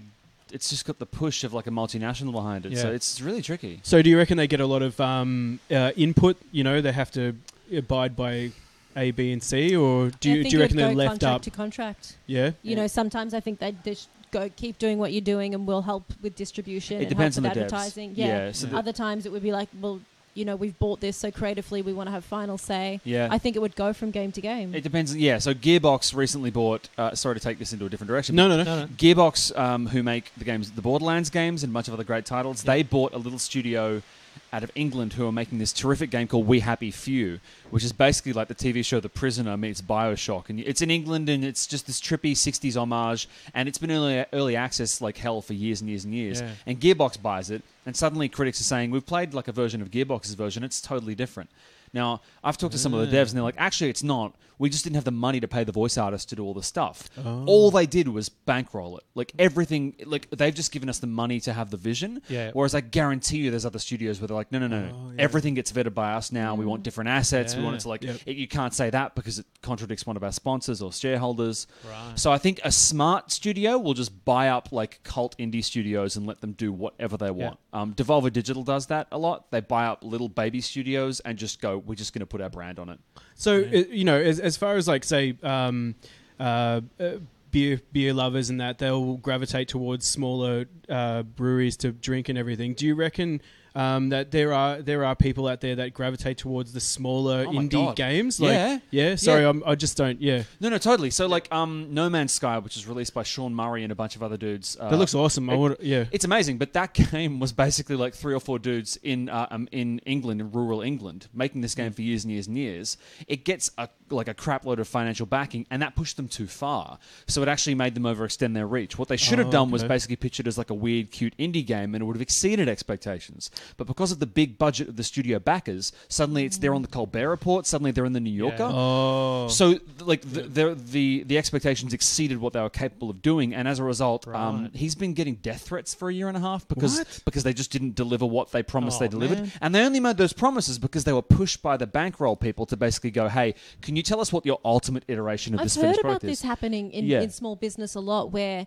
you really do have to grow at a pace that you're keeping up with it. Yeah. I believe that there was a magazine, The Collective. You might have seen it in stores and stuff like that. They've recently closed. They did their last edition, and the editor in charge explained that they just grew too quickly and couldn't keep up with demand, and they just you find that there gets to be this big imbalance. Yeah, the dream scenario. What you actually need is to have the person working in the smaller company, right, that's been bought, to have a very honest conversation of, hey, I don't think we can exceed, like, when asked what they're capable of delivering, to not lie just because they're feeling flattered at the time, right? Like, if a big multimillionaire's like, all right, like if someone came to me and said, all right, loose units, how big can we make this? I would be tempted to go, oh, movies, TV, merch, right? But what I actually should be doing is talking to someone with experience and going, what's a realistic goal? And maybe we can like slowly work our way up to that. And the same should apply to everything, including beer. Like, are we going too big, too hard? Because our ego is telling us that we can do that, right? Okay. Now, the other bit of news we like to get into is Star Trek news. Sick! Is this about Spock, baby? Yeah, I know. So they've just announced Spock will be in Discovery 2 because they've thrown everything else but the kitchen sink in that damn show. So they're going to put Spock in as well. Sure.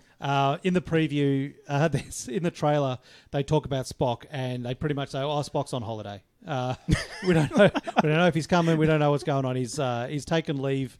And then Burnham goes, "Well, if I know my brother, he's in trouble, so we should go do something." Yeah. They've cast him at Ethan Peck, so Gregory Peck's grandson. I'm going to look up Ethan is going to be. He looks good.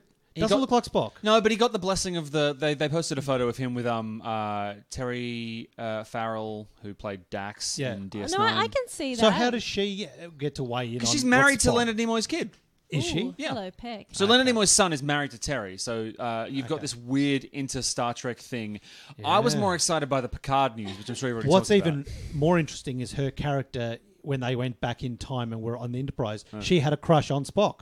Oh, shit, she did. That was a very good episode. Yeah. The Triple Zep. That was great. That was a really, really good episode. You shouldn't have put 2 beers in me and made me talk about Star Trek. I'm just looking at it. You need to rein shit in because we do have to go at some point. We do have to run soon. And you're throwing all of the bad subjects. Well, you have to come back then. You guys have to come back. Yeah. Absolutely. Look, because again, this has been so much fun, and this is such a... Look at me mumming the shit out of this. I know. Now you drank your beer. Now we're going to get in the car. I want to go to bed. George, go to bed. We should just make it a couples show because it's just... Oh my God, we'll just get couples in all the time. Yeah. All right, can we go a quick theory of what I think it is? So, go. Discovery, right? Firstly, they're bringing in number 1 again, which I think is a complete rip-off of what is going on with the Orville, which is more Star Trek than Star Trek. But this thing, I think Discovery is going to be the sort of the crux in Section 31, which was in Deep Space Nine, that a secret organisation. Because if you watch Discovery, you're like, so they have this spore drive that can go anywhere in the world. They can map Klingon technology. They can do all this stuff. And Spock has a sister. How do we not know any of this? Yeah. If you make it Section 31, classified. it's all classified. They just disappear out of existence. Absolutely. Yeah, that's actually kind of cool. Plus, then they've brought in an evil captain from the Mirror Universe, and she's running around. I reckon they're going to Section 31 her as well. They're going to Section 31 the entire thing and bubble it and be like, well, that's what this is now. And that would be awesome if they did a Section 31 Star Trek. I just want like a Black Ops Jason Bourne style thing. Yeah, It'd be great. because they have no morals or anything. They would just, like in Deep Space Nine, they solved the war with eugenics. Like they manufactured a virus that was just for one species to obliterate them. That's how they solved the war. They gave the Dominion a virus. That's bad. We're not meant to do eugenics. The problem with Tegan is she's the kind of person that if you gave her absolute power, it would corrupt her before she even got it. It'd be really bad. Just the promise she'd of join it. the Kata party. Oh, no, not quite that, actually. I just know that I'd be bad with power because it'd be like, oh, what's that? You kicked a dog. You die now. Like, I'd just be so black and white that ituld be really terrifying. Tegan sees the merits of the purge. Like, she's got a real interesting moral barometer. But it's great because, you know, I'm basically a doddering weirdo, so I think we counterbalance each other quite well. You die now. It'd just be like that. Or is it? Boom. Wait, were you threatening me? Yeah. Okay, great. All right. No, I'd be a terrible leader. Terrible. All right, we might let these guys get out of here. Yep. We're going to take a quick break, and I think you and I will come back and wrap up. Will we? Yep. No worries. So we'll just take a 5-minute break. Yep. And thanks very much. We'll see you in about 5 minutes. See you guys.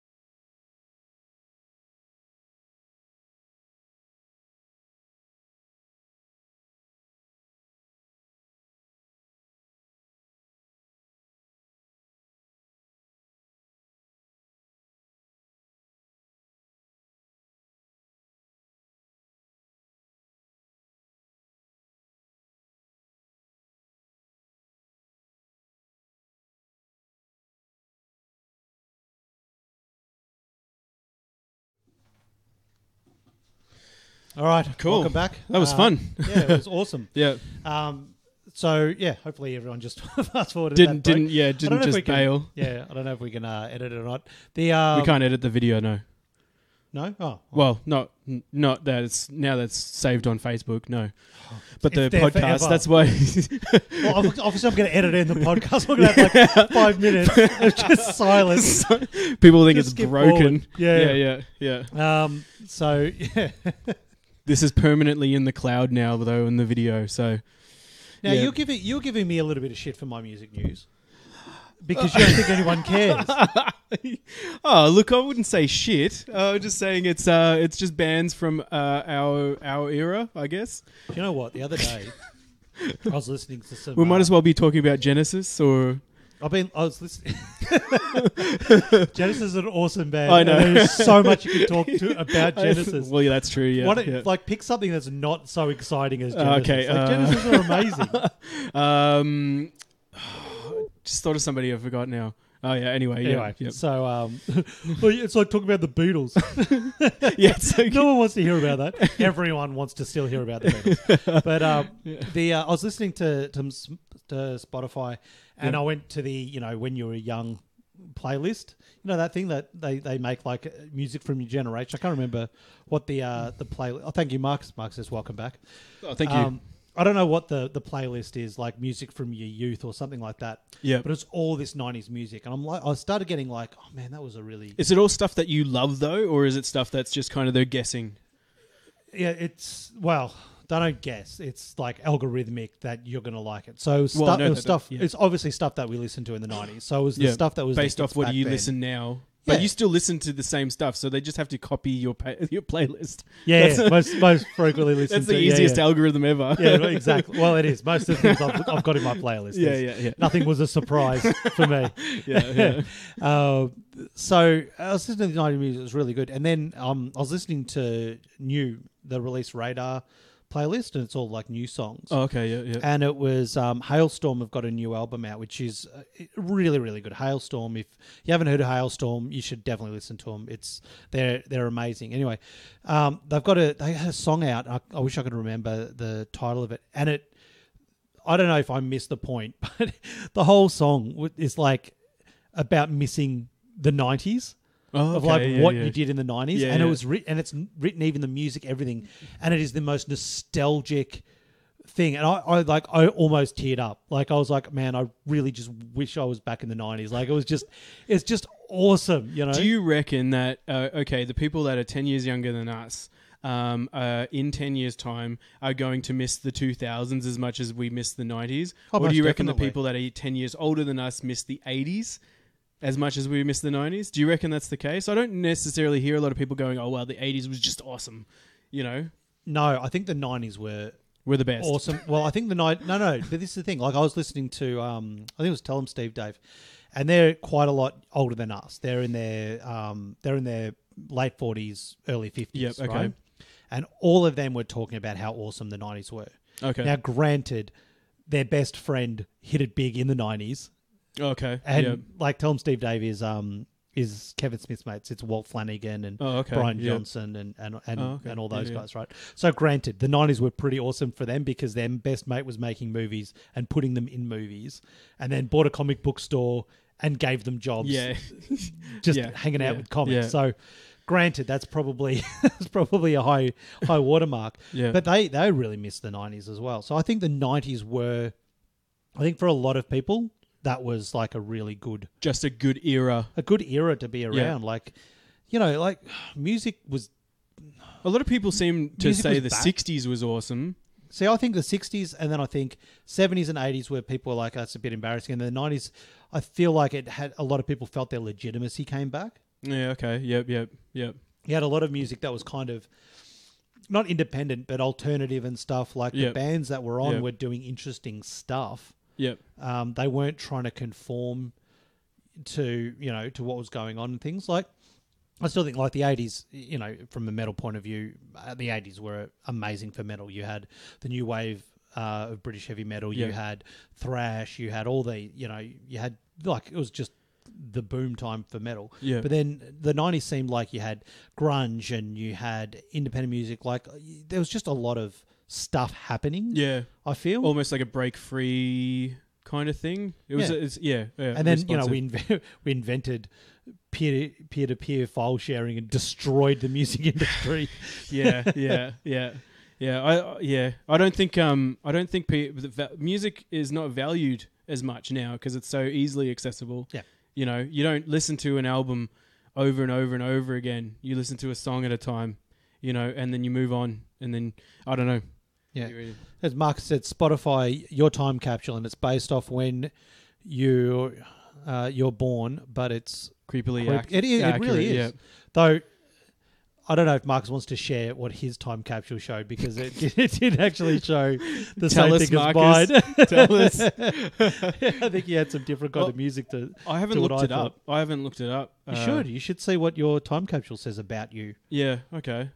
Yeah, like what was I listening to? Yeah, early 90s it would have been, all of Janet Jackson and Shaka Khan and stuff. Right, but that's because that's what Dad had on his records. That's all I had to listen to. And then you buying CDs, opened up doors. Yeah. They were like listening to Metallica for the first time in the. Do you remember how 90s. bad you felt? Like not bad as I feel bad listening to this, but just like a badass. I'm listening to Metallica, man. Yeah. I remember, listening to Metallica for the first time, and people would be like, "What are you listening to?" Fucking Metallica, man. Yeah. Ooh, yeah. I know. You exactly. You're like, man, I'm doing something so naughty. And then Pantera. Then you're like, oh, now I'm a real badass. Yeah. And then like. Early Korn. Until they showed us what they were kind of really like. And they really destroyed it. But like Rammstein and... I never got into Rammstein. That kind of stuff. And Marilyn Manson. I never got into Marilyn Manson, but that 9 Inch Nails. I remember 9 Inch Nails going, "What? How is this even allowed to be on a CD? This shouldn't be allowed." Yeah. How is he singing about this stuff? Yeah. I just couldn't believe that someone could be, like talking about like biting the hand that feeds and happiness through slavery, and I'm like. But they put out your records. You can't be mean to the people that are putting out your records. What do you mean you don't like being famous? You know? Yeah. Well, it was a really good. It's a good start to that. He was using so many electronic elements in his metal rock or whatever. And anyway, I think it opened doors for a lot of people. I've been watching a few documentaries on Netflix that have actually brought up. He's been on it. So Sound City, the one that Dave Grohl made about Sound City Studios, where Nevermind was recorded and everything. Yep. That's where Trent Reznor recorded a lot of his 9 Inch Nails stuff, was actually in Sound City. Right. And the way he would do it was with all the electronic stuff and all that kind of stuff. And they were really dubious about it. But they all loved him because he wasn't like, I'm bringing this in to fix my vocal tracks and so I don't have to have instruments. Like he was playing it and playing the loops and doing it to make music, and they were just amazed at that kind of stuff. Yep. Also, I was watching the it's a documentary on Beats by Dre, called The Defiant Ones. Okay, and it's about Dr. Dre and Jimmy Iovine, and Trent Reznor was actually was on a record label and hated him, so got Jimmy Iovine negotiated his contract out and got him over to his record label. Oh, okay. And it was just very, very interesting the way that Trent Reznor's old record label sort of was like, well, they signed him and they were like, no one's going to listen to your album. And he released, I can't remember which album. It was one of these I think it was probably, what was the first album 9 Inch Nails did? Do you remember? I can't. What was it, Marcus? Yeah, Mark said no. Maybe Pretty Little Hate Machine? I think it was Pretty Little Hate Machine. I think it was that. Yeah. So released it and it sold like 1 million. Yep. And he was like, man, I'm 1 million records. That's huge. Yep. And his record company was like, well, if you did a better album, you would have sold more. And it was really? Just really no, just because there was 1 million idiots doesn't mean that you were right. Oh my God, yeah. So he was just like, I hate this guy. I just want to be out. Yeah. And was going to all the other record companies were like trying to get him in because it's like this guy is selling 1 million albums. is like the voice of a new generation. He's everywhere. Yeah. People are just like, there's just money. And his record company are idiots and they're fighting. Yeah. So everyone was trying to get it. And the record company guy was like, I'm not going to let him go. Like, it's fine. Like, I'm an independent record label. Yes, he's my biggest artist, but who cares? Like, you signed a contract, too bad. You do what I say, you know? Oh, God. Yeah. So Jimmy Iovine called the guy every day, like the record exec, every day for a year. Oh, okay. And finally got him. Eventually, he was just like, fine, you can have him. I don't want him anyway. Take this any longer. And sold his contract to Jimmy Iovine, which then put out, then 9 Inch Nails became what 9 Inch Nails became. Yeah. But it was very interesting. He like the first meeting, like, so Trent Reznor found out that his record contract had been sold from the independent guy that he hated to now a big record exec. Jimmy Iovine never met him, right? Yeah. So organised a meeting and filled the room with candles, right? No lights, just candles. And sat in the middle of all these candles, dressed like a vampire. So Jimmy Iovine walks in and it's just candles everywhere. He's like, okay. And it's like, hey, you know, I want to see. And Trent Reznor's, okay, this is what I want to do, and plays, like, I don't even know what song it was, like one of his new tracks. Yeah. And Jimmy Iovine's like, yeah, okay, cool. And he's like, and I want to have my own imprint on your record label, and I want to be able to put out my own artists and do what I want to do, and I want to have final say on everything in my album and anything on the albums in my imprint of this label, and I want to have full control. Yeah. And Jimmy Iovine went, okay, what else do you want? It was like, I wouldn't have bought your contract if I didn't think you were a talented artist. Like, oh my God, yeah, just do it, right? Yeah. And he's like, okay. And Jimmy Iovine's like, so, you know, whenever you're ready, let us know. And he goes, I've got this, and like brings out, I don't know what he's, I don't know if it was further down the spiral or something. He brought out something. He goes, I've got this. It must have been that one, yeah. I've got this now. And Jimmy Iovine's like, great, we'll put it out, and grabs it and puts it out, and it just becomes huge. Yep. So, Jimmy Iovine's amazing in like the record industry, the stuff he did. And he started Beats with Dre. Oh, okay. Yep. He was living kind of near Dr. Dre and was walking along the beach, and Dr. Dre was on his veranda and talking stuff. He goes, oh yeah, come up, because like Dr. Dre had Death Row Records was owned by Jimmy Iovine. Bought Death Row Records as well, right? They had a whole bunch of independent labels. So he calls him up, and they're sitting down talking, and Dr. Dre goes, oh, you know, these people coming and trying to sell me, like, do a sneaker endorsement. They want me to sell sneakers. And he goes, no, you don't need to sell sneakers. You should sell speakers. And he's like, yeah, man. Rhymes. Yeah, and he's like, all right, cool, later. Because, yeah, man, we should do that. He goes, all right, I'll look into it. And then he, like, calls him up and goes, hey, man, I think we should really do it. And then Beats by Dre becomes the thing that it becomes. Yeah. Beats, they were everywhere. Everybody had them. Yeah. Years ago. But it's amazing. Like this, I couldn't recommend it highly enough. Watching, like, there's some amazing music documentaries on Netflix. You've got the Defiant ones, which is amazing about that whole sort of thing, and it goes into both of their lives, them and him and Dr. Dre, and how they grew up and did stuff and all that kind of thing is really good. Yeah. And then the other one is the Sound City one with Dave Grohl's pretty good. If you like, it's. I've been meaning to watch that. It's a Foo Fighters documentary. Yeah, like, because and what I mean is, like, watching the Foo Fighters documentary is like listening to a Foo Fighters album. Yeah, it's got all the elements of really awesomeness, but it's filtered through a lens of like, this won't offend anybody. You know, everyone's happy, and we're all having a great time. Sometimes you just want someone to be like, fuck! You know? You're in high school again. You know? That thing. The other one is, Who the Fuck Is That Guy?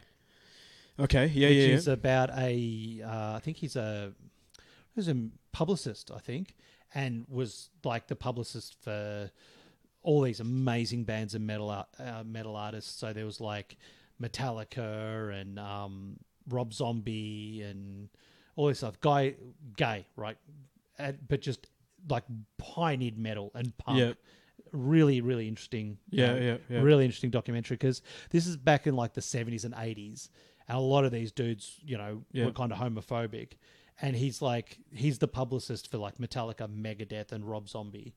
you know, and going out there. Yeah. And it had to change all of their, like they never met a lot of them had never met an openly gay person. Yeah. But this guy was just like a major, like just major gay. No, just a major metalhead. Yeah. Okay. Yeah. And it was I get it. So that's a really, really awesome thing of just how he kind of, you know, how his life went. And he would just turn up to places and just was in the right place at the right time. Yeah. You know. Yeah. Discovered all these amazing people. Yeah. Cool. So yeah. Another thing in music news, and this is kind of related. We've got this. When I first got this story, and a few people probably have heard this story before, and would be and are going to be like, oh, you know, and they're going to guess the twist. But for those of you who don't know the twist, it's actually quite funny. So, it was reported a few weeks ago that 2 elderly gentlemen in Germany escaped their nursing home. Yeah. And rocked up to the Wacken Metal Festival. Right? Yeah. It's an outdoor metal camping festival, the biggest in the world. Yeah. Right? And we're just having an awesome time. And we're, you know, just rocking out, drinking beers, having a great time. 3 a.m, they got discovered and then forcibly removed by the police and put into taxis and taken back to the nursing homes. Oh, God. Right? Yeah. Everyone's like, fuck yeah. Awesome fucking old guys rocking it, right? Yeah. So it turns out that the elderly man that supposedly escaped from the nursing home on Friday to attend the festival had turned out less than entirely true. The police clarified that it was actually 2 men who were actually 58 and 59. Okay. Didn't escape an old age home, escaped a home for people with mental health issues. Oh. The party town of Wacken, and they were disoriented and dazed by festival goers at the main stop waiting for a bus at 3 a.m. after all the buses had stopped running. And it's actually a tragic story. 2 mental patients escaped. Escaped. Is there photos? Like, did people start taking there's no photos of them. But yeah, it started off as like, that's awesome. And now it's like, oh, that could have gone really badly. Yeah. Good for the police.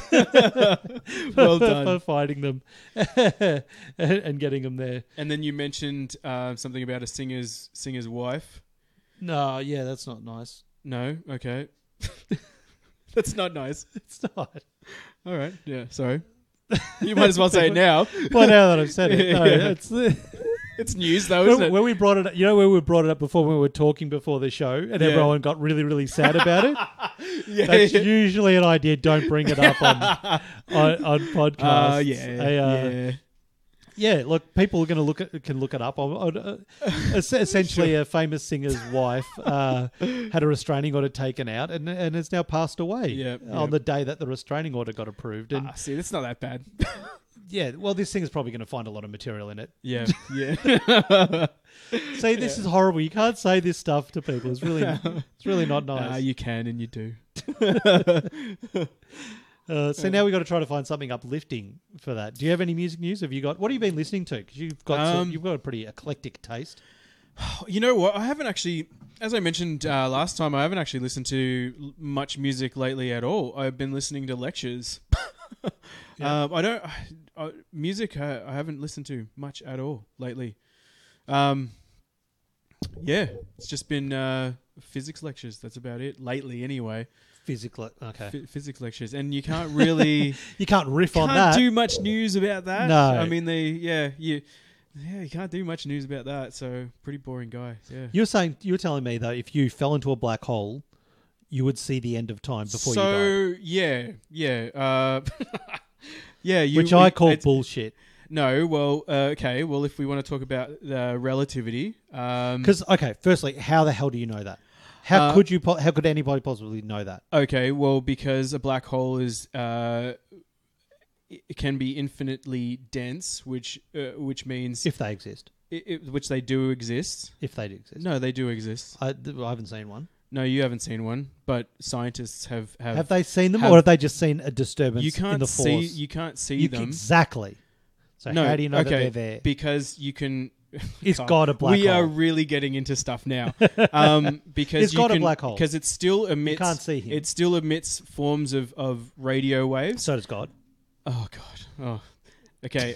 No, you can because there'll be spaces that have nothing in it in the sky when they go to take when they use a telescope, and there'll be nothing, but it still has energy coming from it. So they almost pretty much know that black holes exist because they can't explain the gap that still has energy.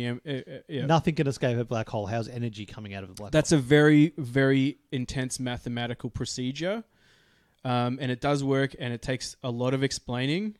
That's why I listen to lectures on it. All right. Do you want to suggest these lectures that you're listening to so people can have a listen to these? Well, if you have, what is it? 12 hours at a time to listen to sections of lectures. There's a whole bunch that are on Audible that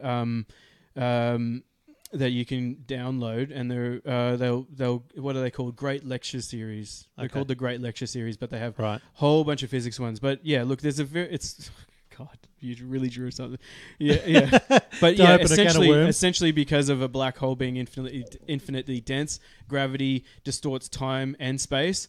Right. You would, as you were getting stretched into spaghetti, if you were to look out of a black hole as you were falling into it, your time would, from an outsider's point of view, slow down so much that you'd almost be just before you hit the middle of the black hole, it'll almost be completely stopped. So you would watch time from an outsider's from inside, looking out.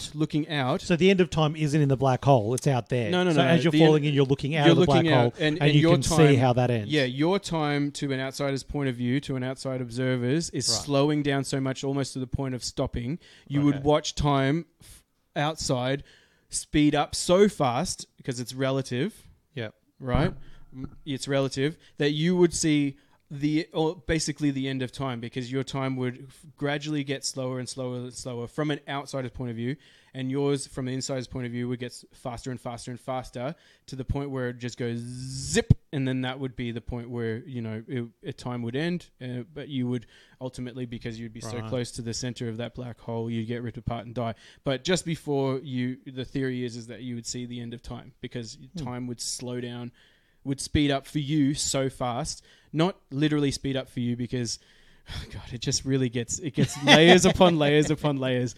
But yeah, look, that's the essence of relativity, is that from individuals' point of view, it's all relative time and space. Right. So yeah, I think people should have probably stopped when we went on that break. Yeah, probably. I'll end. But to some people, it's very interesting, like me. Okay.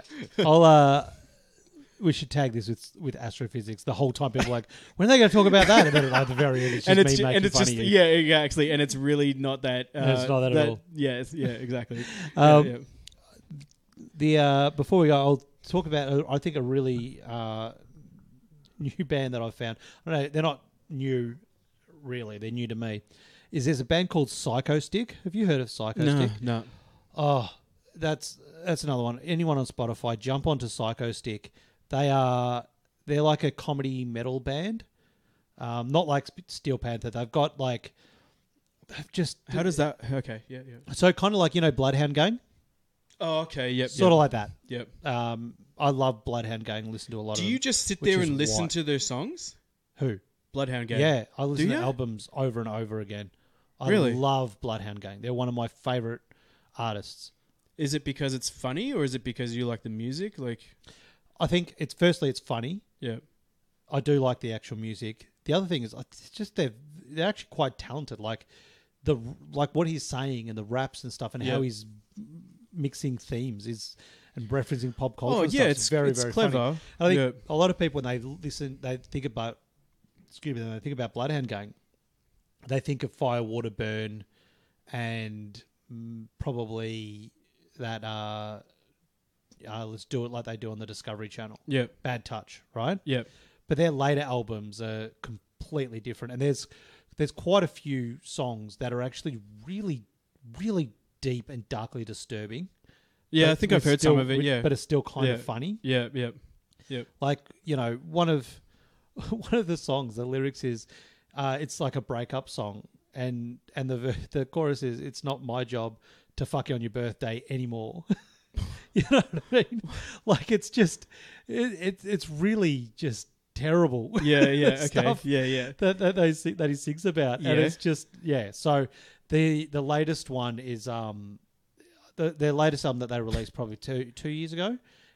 Is 2 years ago. Yeah, 2 years ago. Yeah, I know they're still releasing albums. People just don't even think about it anymore. Yeah. But the album they released, because they hate each other. That's the other thing. Okay, So they all live in different countries. Yeah. They cannot stand each other. Yeah. And every now and again, they get offered enough money to do a show, do a tour, or do an album. Yeah. And then they go off and hate each other separately again. Yeah. But the later album, the one that they did 2 years ago, is just amazing. And like the first song it's called "My Dad Says That's for Pussies," and it's just all just really politically incorrect stuff. And the chorus is "My Dad Says That's for Pussies." You know? Okay. Yeah. All right. Okay. Yeah. So anyway, so because I like that, I was listening to Psycho Stick, which is in the same sort of thing, but a little bit harder, a little bit more heavy metal, where Bloodhound Gang's a little bit more on the rap side. They still have very They still have great driving guitar riffs and stuff, but and it's like they've got the no one parties like an introvert parties, and it's just all about being an introvert and stuff. And it's just really, really funny. Okay. So I really am enjoying Psycho Stick at the moment, and I also listening to like OTEP and Hailstorm and other sort of more serious bands. And I think I said last show Rebel Wizard, who's an Australian metal artist who just sings really depressing dark metal about stuff, which is every now and again it's nice to see the darkness, you know, in music again. But nice to see the darkness. Sometimes you don't want to be uplifted. Sometimes you want to be, I'm at work, it sucks. Yeah. You know. You listen to it at work. I do listen to it at work. You want to be brought down at work. Yeah. I do. But anyway, that's all we got time for. Yeah. So if you're listening to this on the podcast, thank you very much. You can actually watch us every Saturday from 2 to 4 by going to facebook.com/mashedin, MASHEDIN. You can also, if you are listening to this watching this on Facebook, you can click the link to our RSS download for our podcast, which is mashedin, MASHEDIN.fireside, FIRESIDE.FM, which will have all our podcasts. So please jump on there and download and have a listen to it. Also on Instagram, there's Mashed In Live, MASHEDINLIVE, and Twitter is the same. Or you can watch us on Twitch, which is just Mashed In, MASHEDIN. So watch it twitch.tv. Yep. /Mashed In. Yep. And for YouTube, you can just search and subscribe. The rules have changed on YouTube, so we'd really, really appreciate if you searched us on YouTube and subscribed to our channel. That means that we can get a YouTube URL instead of just a bunch of letters and numbers and signal signs and stuff like that. Yep. So, please subscribe. That's right. So please subscribe to that. And, please tune in on Saturdays, have a chat to us, and we'll be up with a great new show. And also check out Paul's book, Loose Units. Lift it up. Loose Units. Yep. In bookshops now. Some of them are signed. Is this one signed? He didn't even sign it. Oh, what? They're going to have to come back again to sign it. No, it was a good time. I had a great time with those guys. We'll get them back as well. For sure, Hopefully we're just going to have Tegan will read a message and see what time the podcast ends. Well, we're just going to eventually we're just going to have so much fun with all our guests. It's just going to be the same guests rotating over and over again, I think. Yeah. Because they've been so good so far. Yeah. But next week could change all of that. We'll see. Yeah. Tune in. For Mashed In, I've been Sean Ryan. I'm Matt Lick. Have a good week, and we'll see you next week. Have a beer.